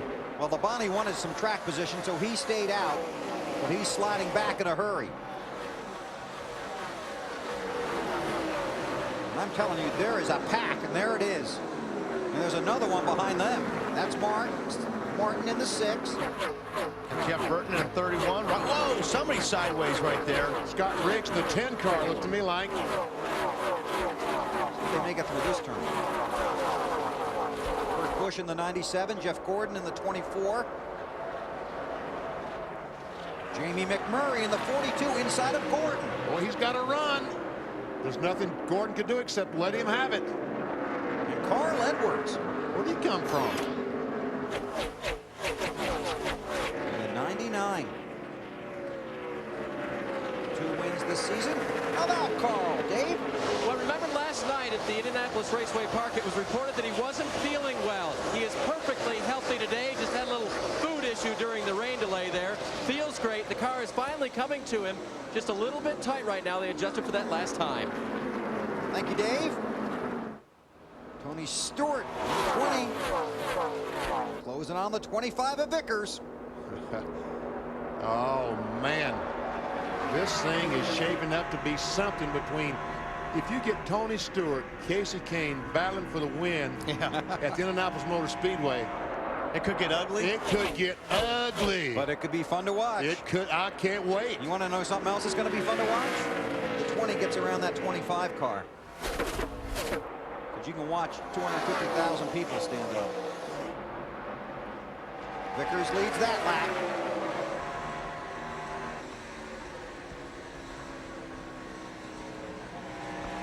Marty? And Bill, this is where Tony Stewart's been so good, the beginning part of the run. They're following down most of the part of the day. Their problem for most of the day is how they've been at the end of the run. They still get tight, but Tony said it's not as bad as it was early in the day, and they're very fast in this part of the run. Vickers slammed the door that time, didn't he? Yeah, he did. And, well, here Stewart's going to take another look, but I think Stewart, once it gets by, if he gets by, his car looks like it's faster, and it'll definitely be faster in clean air. In turn 4, Tony Stewart. Vickers has to let it go. Tony Stewart comes out of 4 and will come to the line. He will lead lap 100 at Indianapolis. And man, the grandstands look like an Earnhardt took the lead at Charlotte. You can hear him. And he probably can too. You can certainly see him. Grew up 50 miles from here. Thought he'd be an open wheel racer. Have a shot at the Indy 500. Tried it, never worked out. This race would mean so much to him. He has come so far. And you can see how fast he is. In just a half lap, he pulled 5 or 6 car lengths away from the 25 car. And now, Wally, the 25 of Vickers is going to hold up these other guys. They need to get by him. Kane and company need to get by Vickers as quickly as they can. They really do. Tony's car is good in clean air, which I thought it would be, and he's going to drive away from these guys. So you're right. Casey Kane and Jeremy Mayfield, those 2 Dodges right behind Vickers, they've got to get around them as fast as possible so they can try to make the run at Stewart. Tony Stewart into 1. Now watch as he goes through this chute and then heads for turn 2. That is his sweep outside of turn 2 at Indianapolis. Here he comes by as the leader. Yeah, that's a great spot. Yeah. It looks like that Casey Kane, now once he's caught up to the 25, this arrow push is really affecting the 9 car. These two cars are teammates. Sorry, Wally. I was just going to say, and I don't think it's affecting the 19 as much as it may be the 9, because the 19, Mayfield can run right behind Casey Kane. But you're right, Casey Kane, when he gets up on another car, looks like his car starts washing out. Vickers' car looks like it might be a little bit better now, too, after running a few more laps.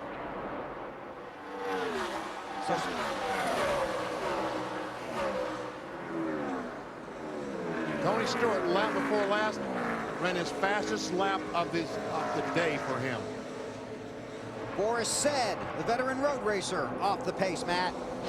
Something amiss in the engine compartment for the 36 of Boris said. He's raced at a lot of historic racetracks: Spa, Nürburgring, Daytona, Sebring. Not a good run today. Also a possible issue for the third man in our championship standings, Greg Biffle. The 16 car says he has a soft tire. Not exactly sure which one yet. The guardsman up on the wall waiting to see if the Biff brings the car to pit road. You'll be seeing a lot of that 36 car next weekend. Up front. Watkins Glen on the road course. Yeah, of course, he's going to be pretty fast there. Jeremy Mayfield trying to get underneath his teammate Casey Kane to take the spot.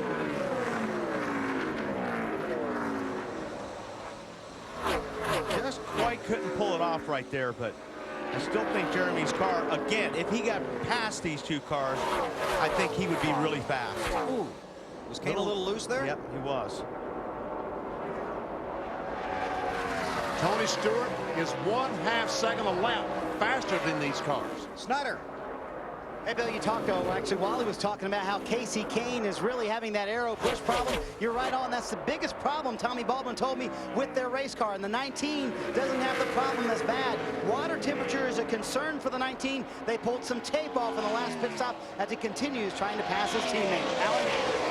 And we've been talking about Brian Vickers and how he fell back a little bit and then has seemed to pick up the pace. Don't forget, on that last pit stop, his crew chief Lance McGrew chose to change just the right side tire.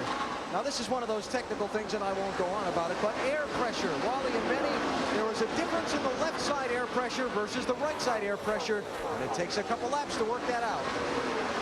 It looks like, to me, it looks like Vickers' car's a little bit loose. And if somebody gets to the back of Vickers, he almost has to let him go, because when you get somebody on your bumper, if you have a loose race car, it makes that car even more loose. And I noticed that with Stewart. When Stewart got behind him, it was like Vickers just said, hey, go. So here you see Jeremy Mayfield closing the door. If he can get on his bumper, I bet you Vickers won't fight it too hard, because his car's already loose. Meanwhile, Tony Stewart continues to pull away. 108 laps complete at the Indianapolis Motor Speedway. Tony Stewart around to complete 109 as the race leader.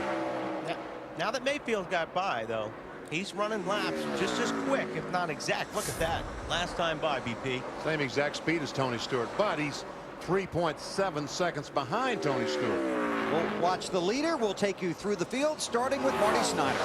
Tony Stewart in the lead at Indianapolis, exactly where he wants to be in a couple of laps. In fact, at the end of the race, when the checkered flag falls. And what would happen if Tony Stewart won this Brickyard 400? I've always said if we ever win a race at Indy, the party is going to be out of this world. And that's probably true, and probably right at this racetrack in the suite in turn 2. When he took the lead, he said, how about that, guys? And Greg Zipadelli responded, yeah, you just take care of that right front, buddy. That's all you need to worry about. Jeremy Mayfield, though, running the same exact lap times. We've talked about it. He's the 8th place man in championship, and he's only in by 31 points in the chase for the next Nextel Cup. The car a little bit tight. Alan? Brian Vickers is running in 3rd position. He's been among the top 5 cars about this whole race, except during a cycle of pit stops. His crew changing 2 tires on their lap 92 stop, and crew chief Lance McGrew says they can make it to the finish on just one more stop. Kyle Busch, another outstanding day. He's running in 4th position, another one of those Hendrick Motorsports entries. Reporting right now his car handling very good, and if you track the timing and scoring, he appears to be one of the faster cars on the track, Marty. Alan, Casey Kane has now fallen back to the 5th position after running 3rd just a moment ago. He just radioed to the crew, said, I think I might have a right rear tire going down. The car getting tighter for Casey Kane. Alan? Well, Elliott Sadler got shuffled back to 6th position, reporting that his car in traffic doesn't want to turn like he needs it to. Then he said, sorry, guys. They've got time to get it straightened out and get him up front. Dave? Bobby Labonte drives his Pocono car that finished 8th. Remember, he started 36, worked his way up now into the top 10, running 7th. Bobby having just a little bit of a tight race car. They adjusted for that last time and hoping it'll come back. Marty? Not a word on the radio from Matt Kenseth. They've had a very good car today.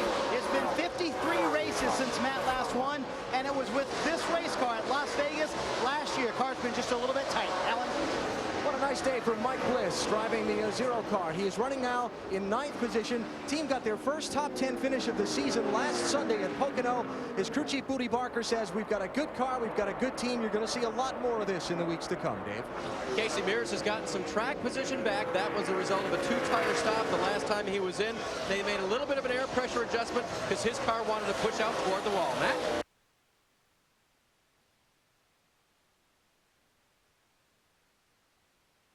Give me another wedge adjustment. I think we're really going to be solid from that. For Jeff Gordon. Remember that back on lap number 74, they made that long pit stop to put a spring rubber into the right rear spring on the car. It dropped him back to 29th place at the time. Gordon chipping him off one at a time. He's back up to 12th place, Matt. Now Greg Biffle continues to fade. He just told his crew chief, Doug Richard, there you see him in the 16 car. This car is so loose, I can barely hold on to it. They should pit in about another 18 to 20 laps. Meanwhile, as we go further on down the line, Scott Riggs in the 10 car. A solid run. Started out the year with a top 5 at Daytona. Trying to score a solid finish with his future still uncertain here in the 10 car. Meanwhile, Kevin Harvick trying to rebound from issues down with the curbing in turn 1. Had the pit road penalty. Trying to work his way back through traffic. Hasn't said a whole lot about the handling of that car, Dave. Reigning Nextel Cup champion Kurt Busch is having trouble with that right front of the car. I just checked with his crew chief, Jimmy Fennig. I said, is the right front any better? He said, no. I said, it's still in a bad situation. He said, yes, and they don't know what to do about it. Matt? McMurray almost won this race 2 years ago. Currently, he runs in the 17th position, telling Donnie Wingo, his crew chief, I'm chattering the front tires. Did we get all the lugs tight? They told him they did. The car, the balance, not what he needs. Marty. Man, it's been a pretty decent day for Sterling Marlin, currently running in the 18th position. The car has been tight for most of the afternoon, but on the last stop, Sterling said the car was pretty good. They made no changes on that stop. Alan? Well, Ken Schrader started in the 11th position, but on the first pit stop back at lap 23, reported a clutch problem. They made a couple of subsequent pit stops on a couple of subsequent cautions, never went to the garage, but fell all the way to the back of the field. They made about half of it back up, Matt. Rounding out the top 20, the 31 car, Jeff Burton, says the car is not as good as it was. He was running lap times within a tenth of the leaders, but now he says it just will not turn, and it's losing grip, Dave. Jimmy Johnson now challenging for that 20th position on the inside as he restarted 35th. Made up a lot of positions, has not said anything on the radio. Very workmanlike for the championship leader. Matt? Two-time Brickyard 400 winner Dale Jarrett not having the day his teammate Elliott Sadler is, who's running in 6th. Jarrett outside the top 20 and 22nd. The car is tight on exit, just will not turn. He can't get back in the gas, guys, when he needs to. Thank you, gentlemen. Jeff Green runs 23rd. Then it's Carl Edwards and Joe Nemechek. Michael Waltrip has worked his way up to 26th after having the tire issue, then got the lucky dog and moved his way up to 26th.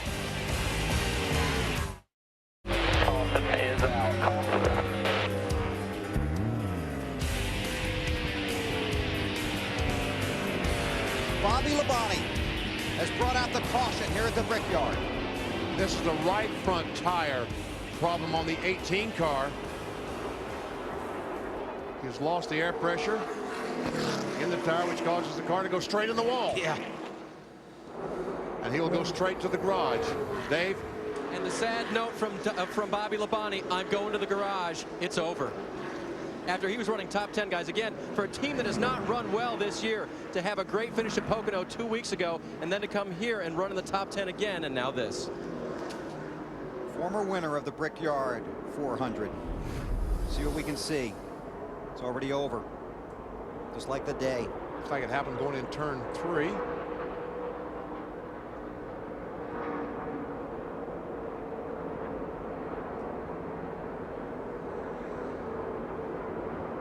That's his crew on pit road. Because they know when you make contact with the right front, when the right front tire loses the air pressure, it's going to be hard contact on the outside wall. So Bobby Labonte to the garage. Well, Tony Stewart did not want to see another caution flag. No. He got a 4-second lead. And everybody else did. Yeah, Want to see a caution. Well, we've got 38 cars on the lead lap, though. Coming to pit road is going to be very congested. Again, a very tight pit road here at the Brickyard. Tony Stewart leads him toward pit road, and we send you to Dave Burns. And they corrected the handling problems on Casey Mears' car last time, but remember, they did take 2 tires. This will put them back in the rotation with the rest of the leaders. They will take 4. They will make no chassis adjustments on Casey's car this time. Fuel man goes to the rear. Guy's going to work on the tires. Windshield tear-off so Casey can see. Matt. Mark Martin pitting in the second section on pit road on the bottom of your screen. He mentioned earlier a possible wedge adjustment, then they called it off. No changes for the 6, just some hydration for the driver, Marty. Tony Stewart was terrific in that clean air, Matt, leading up front. They talked about an air pressure adjustment. Tony said, I don't want any changes to this car. Zippy said, you're the man driving it. That sounds fine to me. Alan? No adjustments called for Brian Vickers' car. They're going to make a 4-tire change and send him back out, hoping to gain a little track position with a fast stop. The 20 crew gets Stewart out. And there's some congestion. There's contact. Yep, that was Greg Biffle and Schrader in the middle, and Jeff Gordon on the inside. So we'll take a look at the race off of pit road when we come back to the Brickyard. Go back to the commercial break. We're under caution at Indy. Green flag in the air at the Brickyard.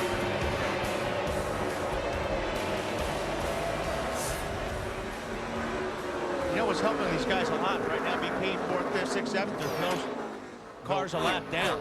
No cars to the inside, because if they're a 4th place car, they're starting 4th instead of 8th. Most of the cars took 4 tires. Jimmy Johnson, the championship leader, restarted 7th after a 2-tire stop.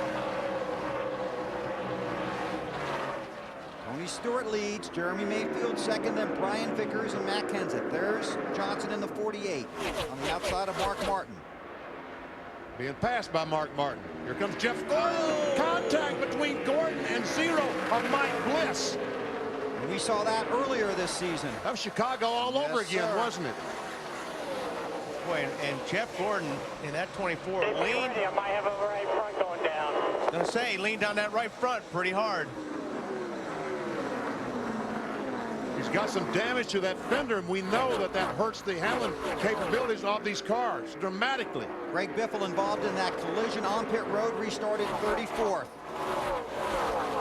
Yeah, Gordon's going to have some problems here with the front of that car, the way it's damaged. And look at these guys closing in on Stewart. You've been liking Mayfield's car. I have. I mean, you know, Tony's got a strong car, but Jeremy's car looks the best in traffic. And then once he gets out of traffic, he was as fast or faster than Stewart. So those 2 cars right there are definitely the strongest cars in the race right now.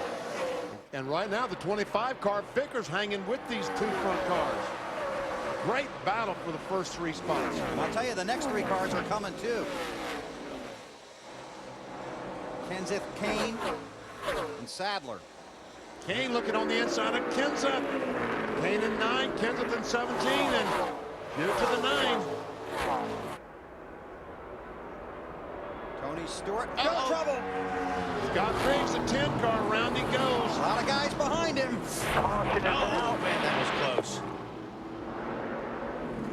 Caution is out. Briggs rolls away. There are 15 scoring loops around this track. The scoring will revert to the previously passed loop. Sure looks like contact from the rear on that one. Yeah. I didn't my guess, but they were in a big pack. Forgot I was on the outside of him. Someone forgot he was on the outside of him, he said. Yeah. This could be a huge break for the 24. Yeah, because they're going to have to come down and get that fender fixed. Tony Stewart is the race leader. Once the caution comes out, the teams stop racing. See if we can see what happened here. I guess Kurt Busch's, I don't know. Kurt Busch, the 97 car, was around the 10. I don't know if he was the one that Scott was talking about was underneath him or not. Let's take a look from Harvick's car, see what he saw. Looks like the 97 ran up into him. You think?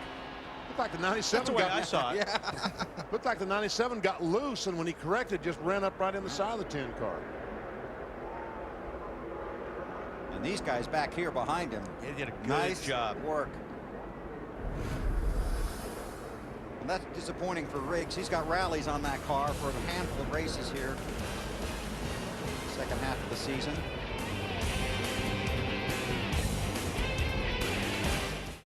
Green flag with 33 to go.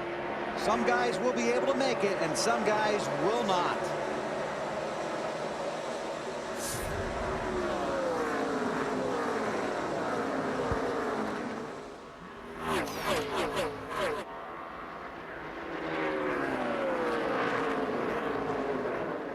Stewart's just good restarts. Well, we know Greg Zipadelli said the 20 car is going to have to stop again. Unless they stay out for a number of caution flag laps. We've run 23 laps, 14 laps, 2 laps, 8 laps, 1 lap, 6 laps, 13 laps, 20 laps, and 3 laps. Here comes the 9. Casey Kane underneath. Vickers takes a spot. But, you know, when you're in Stewart's position, you ain't going to conserve fuel. You can't. I mean, you got the fuel behind you, so you got to go. So how many laps have we run this last since Tony Stewart stopped? Tony Stewart's basically, I'll double check the math. Uh-oh, math. So we got Stewart opening up that lead.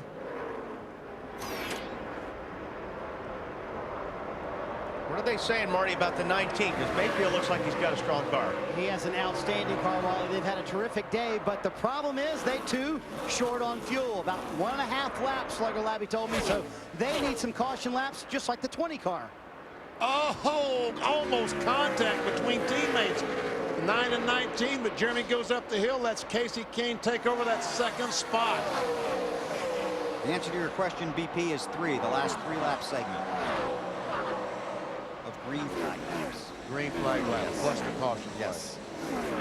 So that's roughly a total of 12. Vickers in the 25 car, that green car that you can't miss, trying to take the spot from Mayfield too.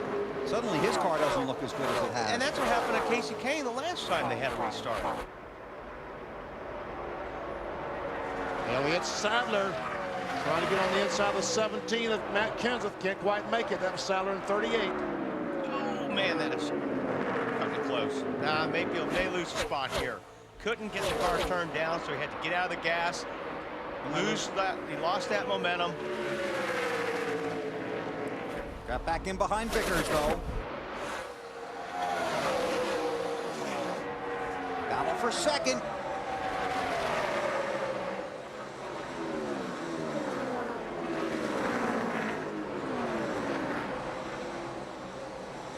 You see Kane chasing down Stewart.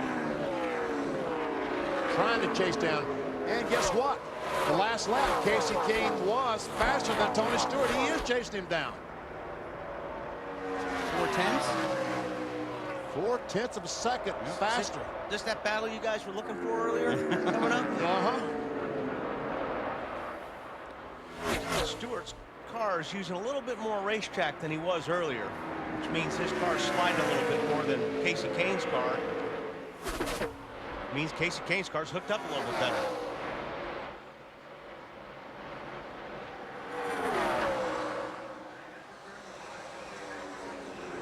Richmond back in May, it was Casey Kane winning in the 9 car. Tony Stewart finishing second. And Tony Stewart couldn't have been happier for Casey. He wouldn't be happy for him today, I don't believe. No. Not at this racetrack. He's not happy to even see him in the mirror right now. Their relationship wasn't always sparkling, but they have mended fences. That's what you call making your car wide. That's what Stewart's doing right now. Boy, Kane is right there. Marty? Casey trying to get the lead. He came on the radio. They've been tied afternoon long. He said, you know what, guys? We finally have it loosened up. And Tommy Baldwin said, I can see that. Last lap, Casey Kane ran his fastest lap of the day. But 2 laps before that, Tony ran his fastest of the day. He did, yes. Track's cooling off a little bit. And we're getting closer to the end at Indianapolis. Exactly. Boy, Kane's car looks good right there. And Tony is not saving any fuel now. Do you get to a point, if you're Casey Kane, you know you're faster than him, you just gotta... You gotta go. You gotta get right now. I mean, you've got 28 laps left. You know your car's good now. If you get by him, you may be able to drive away from him. So that's what you want to do while your car's still good or better than Tony's. You want to get it done now. But Tony's not making that real easy on Kane. No, sir. Down the front stretch at Indy, the Fan Canyon. Marty? You guys notice Tony Stewart is ducking out to break Casey Kane's draft coming down the front stretch. That's what he's trying to do. Trying to slow Casey down a little bit. Ray Abraham on the radio told Casey, listen, there are a lot of laps left. Be calm, be patient. We have a great car. Ray Abraham is car owner, former crew chief for Jeff Gordon. Now Casey Kane tries to make the move and can't do it there. Like I said earlier, there is a draft that you use here. These straightaways are so long that the draft does come into play. Ooh, this may be it. Casey Kane on the inside. Casey Kane takes the lead coming out of 4 at Indianapolis. Now we'll see if he can drive away from Stewart.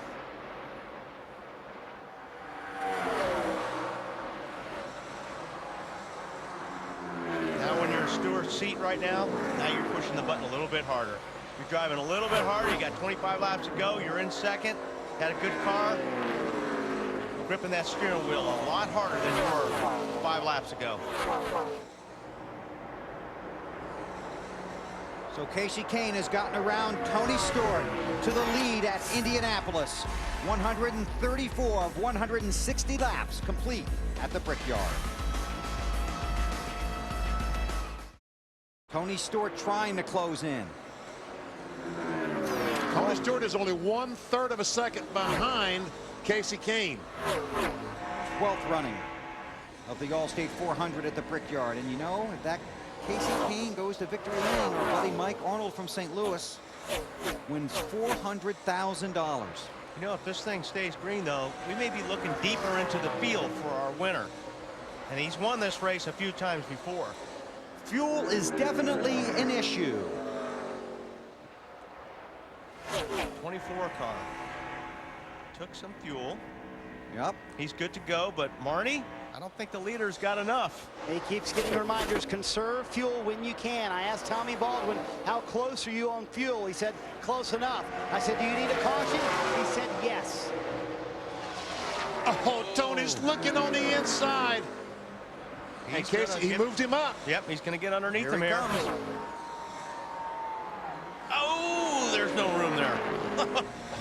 Oh, that was close. Stewart back out there? Yeah, definitely.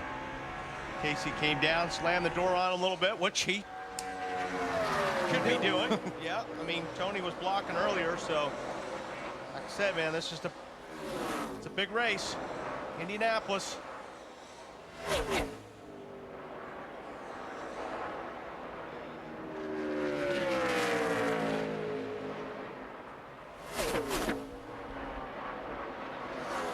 Stretch. Vickers hanging in 3rd spot there. 16 to go. Vickers in 3rd is about 3 seconds behind these. Oh, trouble. Championship leader. Jimmy Johnson has tagged the wall. That'll bring out the caution. More than tagged the wall, perhaps. Yes, sir. Blew up here, finished 36th a year ago. He's knocked the fuel pump off the car and has some fire under it. I hope they're looking under the car.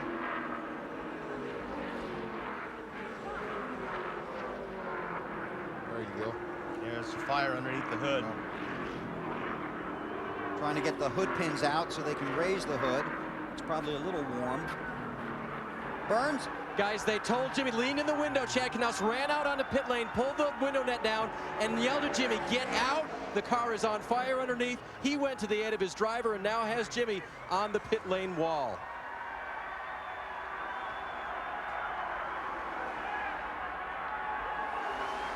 Scary moment for Jimmy Johnson. The team has had a tough weekend. Failed to make a qualifying attempt here yesterday when they couldn't get their car through inspection. Came in as the championship leader, but their day will end early. Johnson looks to be okay, just very frustrated.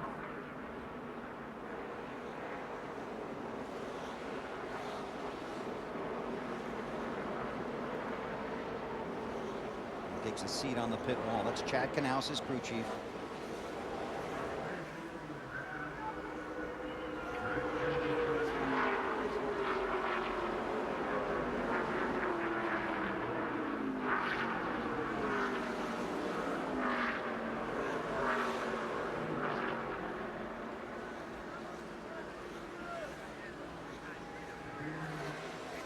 Chad clearly wants a moment for his driver to regain his composure and catch his breath. And some of the track medical attendants talking to Jimmy.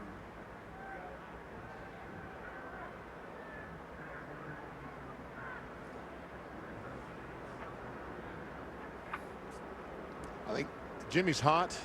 I probably, as much as anything, he's just so frustrated. Very disappointed. Yes.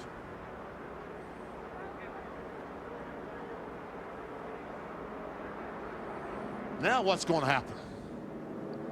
Marty? The 9 car will stay out of Casey Kane. A lot of debate on the 20 car radio. Tony Stewart said, I think maybe pitting here is a good idea. If we don't pit, we'll be sitting ducks. Greg Zipadelli said, I think we should stay out. Tony said, it's your call. I'm too nervous to make the call. Zippy said, stay out. We need the track position. I think that's a good call. If they've got enough fuel to make it to the end, I mean, if it's, who's going to pit? Elliott Sadler, Tony Stewart. Tony's coming down. No, a fake. You fell for it. I fell for it. Didn't he? He got me hook, line, and sinker. No, I think that's how bad he wanted to come down and get some fuel. Well, a bunch of guys behind these leaders are coming down pit road. He's just got a lot of cars to pass to get to that lead. Very difficult because those cars are going to be pretty wide when we go back to green flag racing. Yep. Obviously, you get more fuel under the caution, running caution laps, than you do under green. They normally counted about 2 laps of caution flags equal 1 lap of green flag racing.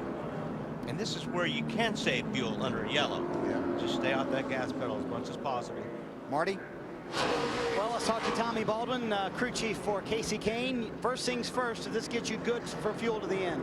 It puts us close. I'm not sure. I'm not going to say, but yeah, I'm real proud of everybody at Abraham Motorsports. This Dodge Charge has been on rails all day. Great weekend. We worked real hard all week getting this thing prepared. It's a brand new car and a brand new EMS car. Everyone's doing a good job, but just probably about 12 laps to go and take green. 11, 12 laps to go. I don't know. It'll be close. You have to gamble on it. We're in a position with 21st in points, and I don't know. We'll take our shot. Tony's been putting a lot of pressure on him, though. Yeah, we've just been saving fuel. We'll be all right. All right, the poker face from Tommy Baldwin. Oh, very good. Now let's see if we can see what happened to Johnson. Watch the top of your screen, top right-hand side. We're pretty sure what happened. Tire? Yeah. Tire goes flat. You never see the. This will give us a good indication.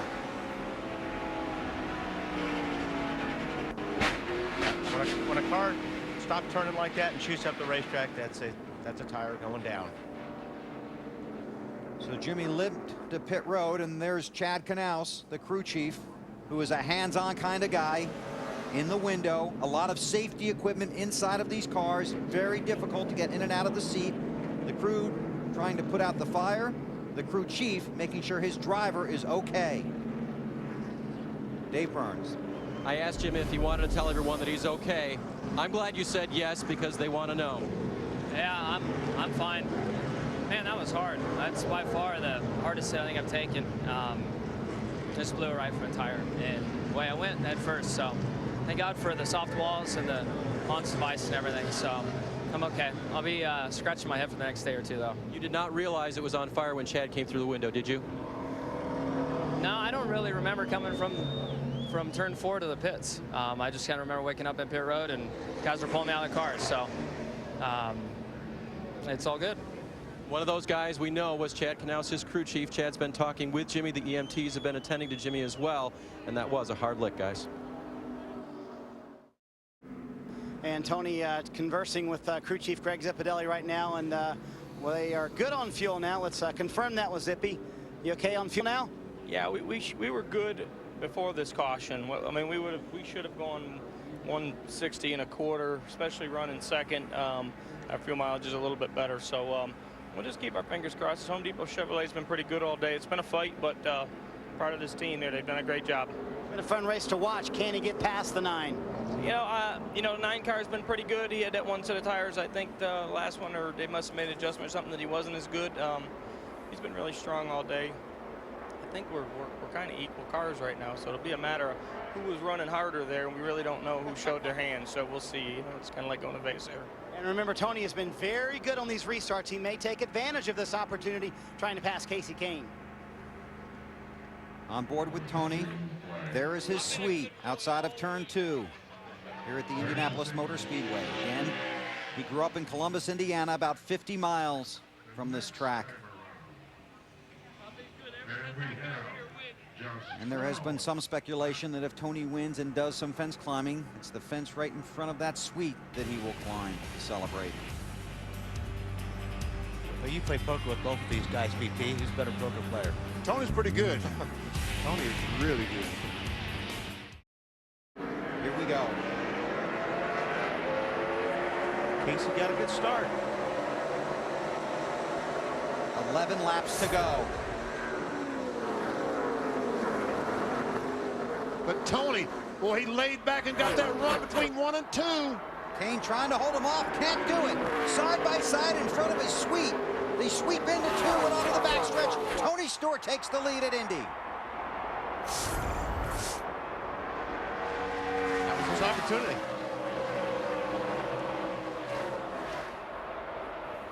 Vickers trying to close in that green 25. Kahne runs second.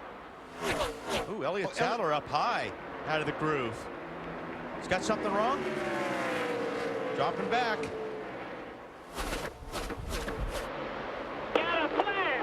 Got a flat tire on the 38 car.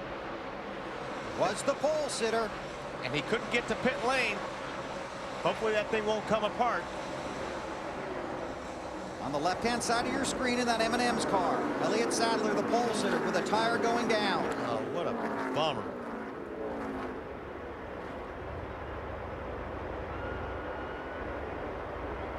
Yeah, Stewart's going to make that car very difficult to pass right now for the next 10 laps.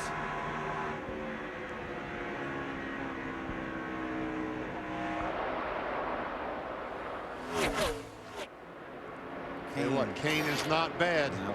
This car, this 9 car, is fast. And I think it gets better if he gets a couple of laps underneath them. Stewart sweeps to the inside. You have to be careful. You don't want to pick up too much of that dirt and loose rubber on those tires. Your car will really slide if you do that. Or maybe some metal down there that's fallen off one of these cars, these wrecked cars.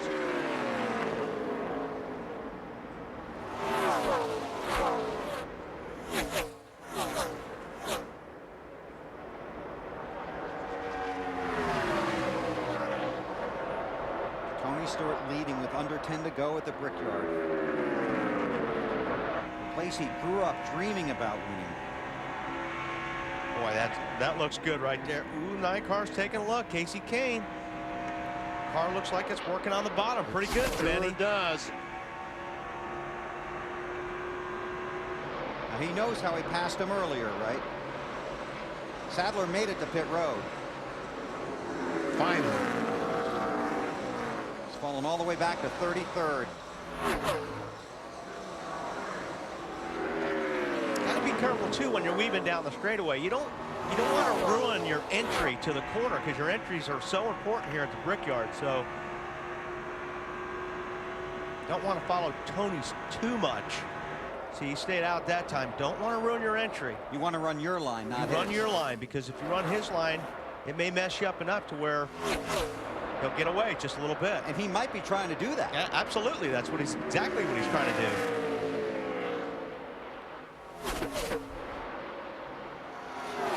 okay to do that right here, but you want to make sure you get back up high quick enough where it doesn't mess you up getting in. 7 to go. You want to be up wide, just at the edge of the gray part of the racetrack to make that entry into turn 1. Otherwise, you just plow off this corner.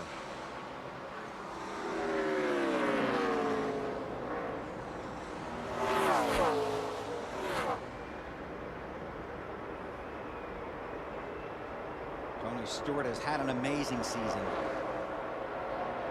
One at Sonoma, then one at Daytona on the 4th of July weekend. That's where his fence climbing skills first came into view. And these two cars are slowly pulling away from the 3rd place car of Vickers. It's about as hard as you can drive a race car right there, I imagine.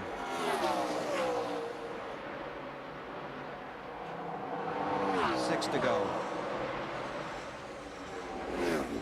It looks like that Tony is starting to put just a little distance on Casey Kane in the 9. Last 2 laps, he's been 0.2 of a second faster than Casey Kane.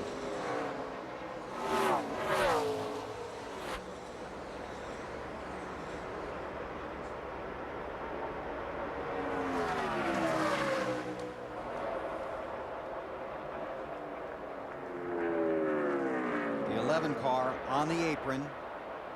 Smoking, but not a factor. Not on the track. At this point, with 5 to go, Stewart would practically be impossible to get by if Casey Kane could even get to him.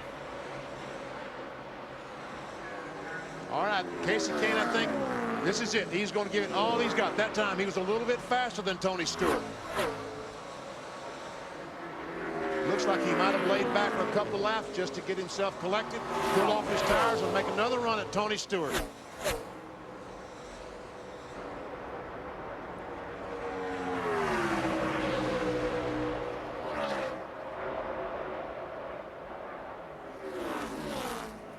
Into 3, now the short shoot between 3 and 4. Off of the critical turn 4.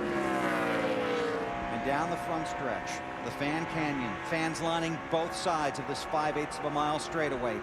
Past the famed Indianapolis Pagoda, the 96-foot tall scoring pylon where his number sits atop of it. Something he's always dreamed about. Now the short shoot between 1 and 2. That's where his suite is, right there.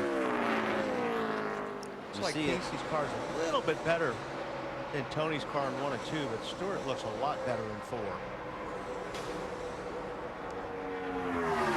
Right foot through the floor there. You can't believe how hard these guys are pushing that gas pedal right now. And the 9 car, Casey Kane, is going to have to depend on Tony Stewart having a problem. Run out of fuel to be able to catch him.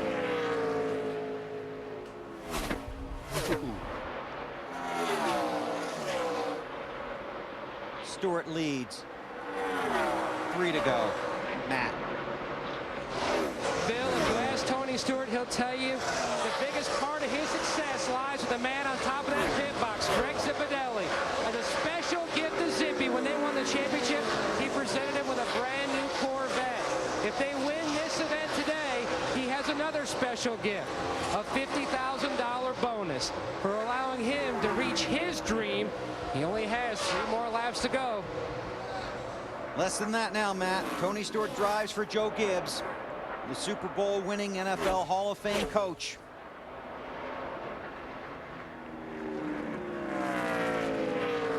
Boy, he's so smooth right now. Concentrating so hard on hitting those marks just right. 2 laps remain in the Allstate 400.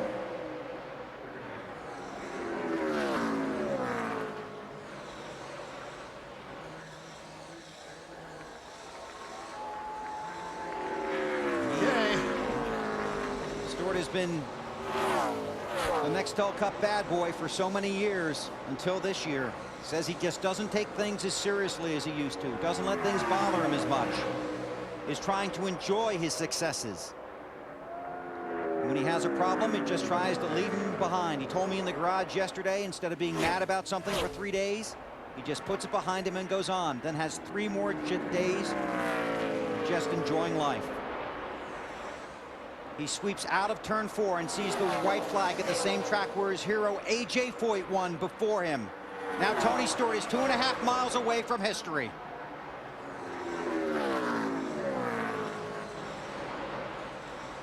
Looking in his mirror about 2 seconds right now. Turn 2 at the Brickyard. Down the backstretch. This is going to be really, really big for him. Half a lap to go. The fans cheering.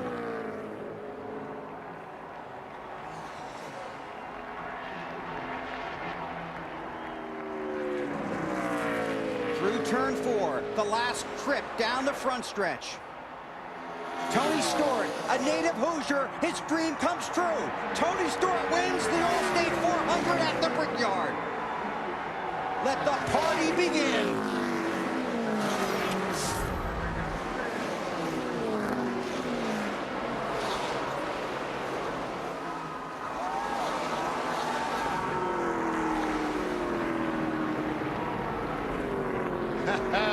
Folks, there's one happy race car driver.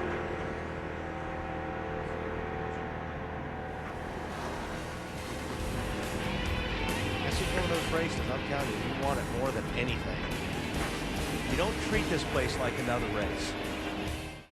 Emotions run high here. Greg Zipadelli getting a hug from Eddie, one of Tony's longtime friends. I know this means a lot. What does this mean to win this race for your driver? You have no idea. I got to thank the good Lord, man. I don't know that I've ever prayed that hard in my life. Just to see the expression on his face when I get over there, it'll be worth everything. I'm just proud of this team. Congratulations to Tommy and his boys. They had an awesome car. Just like thank my fab shop, my motor room. Fab shop's worked hard. It's a brand new car. I mean, they worked night and day to get it built. It's not the one we tested. We weren't happy. And we went to the wind tunnel. This one was good. And we brought it back here without even taking it to the racetrack. So I couldn't be prouder of everybody at our organization. So much has gone into this and so much before this, Zippy. Oh, you have no idea. The people home sitting here knew what the first 6 years of a roller coaster was at the Brickyard 400. You know, they'd understand how important this was to this team. I'm just proud of this team right now. Everybody's climbing the fence there, Zippy. You better go join them, Bill. You can feel the pride and you can hear the passion.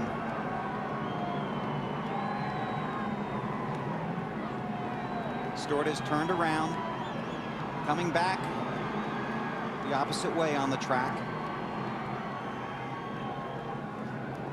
These crew guys, when I talked with Tony yesterday, have stayed with him through some very emotional and turbulent times as a race car driver. They have held it together as a team. They won a championship. Off with the helmet. Unofficially, Stewart is the championship leader now, 75 points in front of Jimmy Johnson.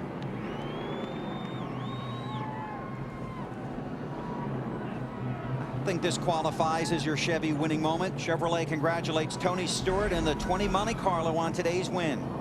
The defending manufacturer's champion takes win number 567 overall. Chevy, the revolution races on.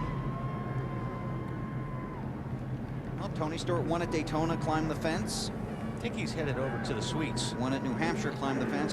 And he wants to soak this all in.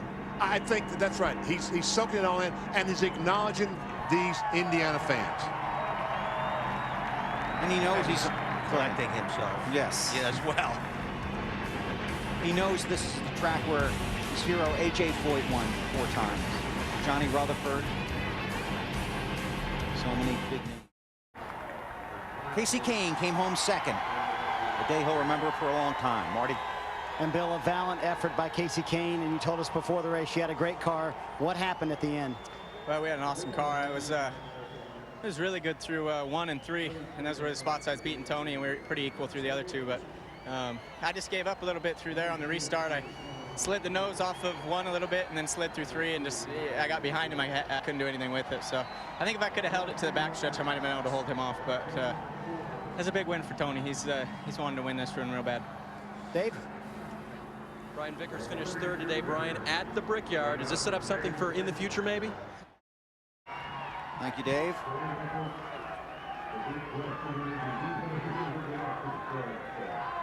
Tony's friends, crew members. That's Zippy. Yeah. A NASCAR official. And the fans are yelling, Tony. Well, you know what they want, don't you? Oh, yeah.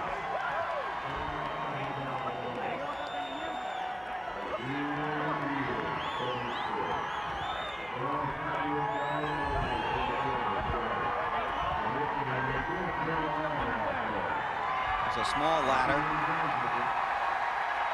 I don't think he's interested in the ladder.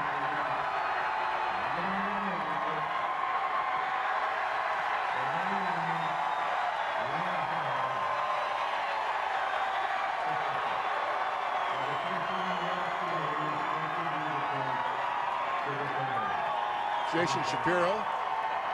Scott right beside Tony. I think anybody with a Home Depot shirt's required right now. How many nights do you think Tony Stewart dreamed of doing this?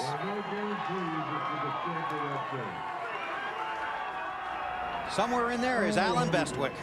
Oh my goodness, Bill, I'm thinking of all the moves I learned in my football days to try and work my way through.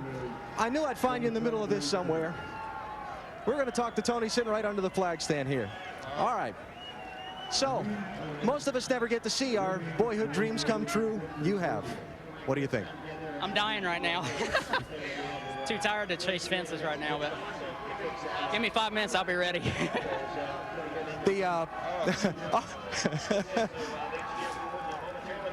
Let's see here. And I'm going to have to negotiate. Yeah, let's go back to Bill and get a second because we're about to. Well, all right, he's waving me on here. Yep, hang on here. All right, let's do it this way. You got me? Here we go. He got by you with 27 to go. You got back by him a few laps later. What were you thinking when he passed you? I mean, I knew I was loose at the time, but just needed to stay with him. When I got behind him, I was actually a little better, and I knew after we get 10 laps would be all right. So just happy we finally got that opportunity late. Driving around this racetrack, listening to the cheers of these fans, what does this win mean for you? I wish I could put it in words. It's today's been my entire life. So I feel like crap right now. In 5 minutes, I'm going to feel really good. All right. Tony, congratulations. You've won at the Indianapolis Motor Speedway. Thanks, buddy. I appreciate it. Tony Stewart laying on the front stretch wall right over the yard of bricks, celebrating his dream, his win here at Indy.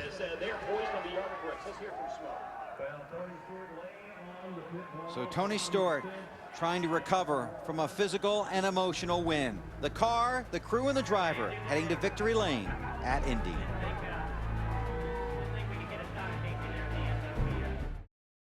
With Tony Stewart coming to get the checkered flag.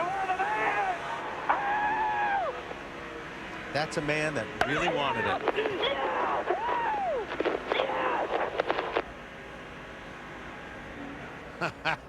The winner of the Allstate 400. Couldn't wait to get the window net down.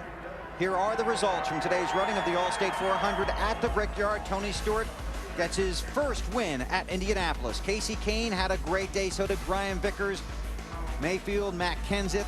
How about Casey Mears spinning, coming back to finish 6th spot. And Jeff Gordon coming back to finish 8th. That could prove to be big when we get to Richmond. All these cars still on the lead lap. Dale Jarrett worked his way back up to 14th. Michael Waltrip came back from a tire issue, got the lucky dog, 16th. Jeff Burton finishing 20th. All these cars on the lead lap. All these cars finished 160 laps. Disappointing day for Rusty Wallace.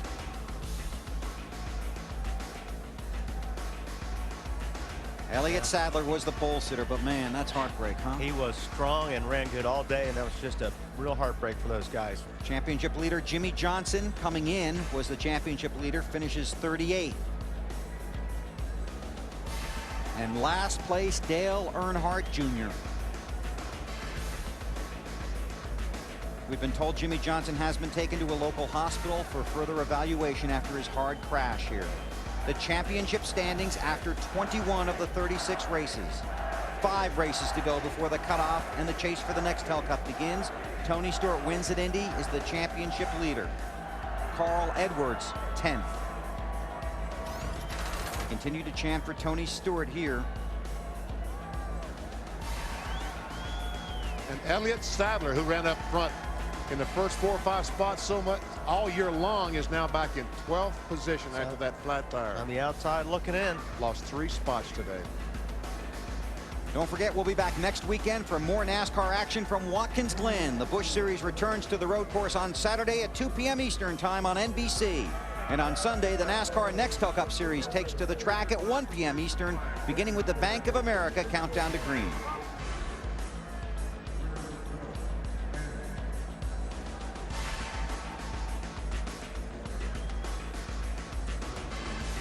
A historic day for Tony Stewart, one he'll never forget. We're glad you were able to share it with us on NBC.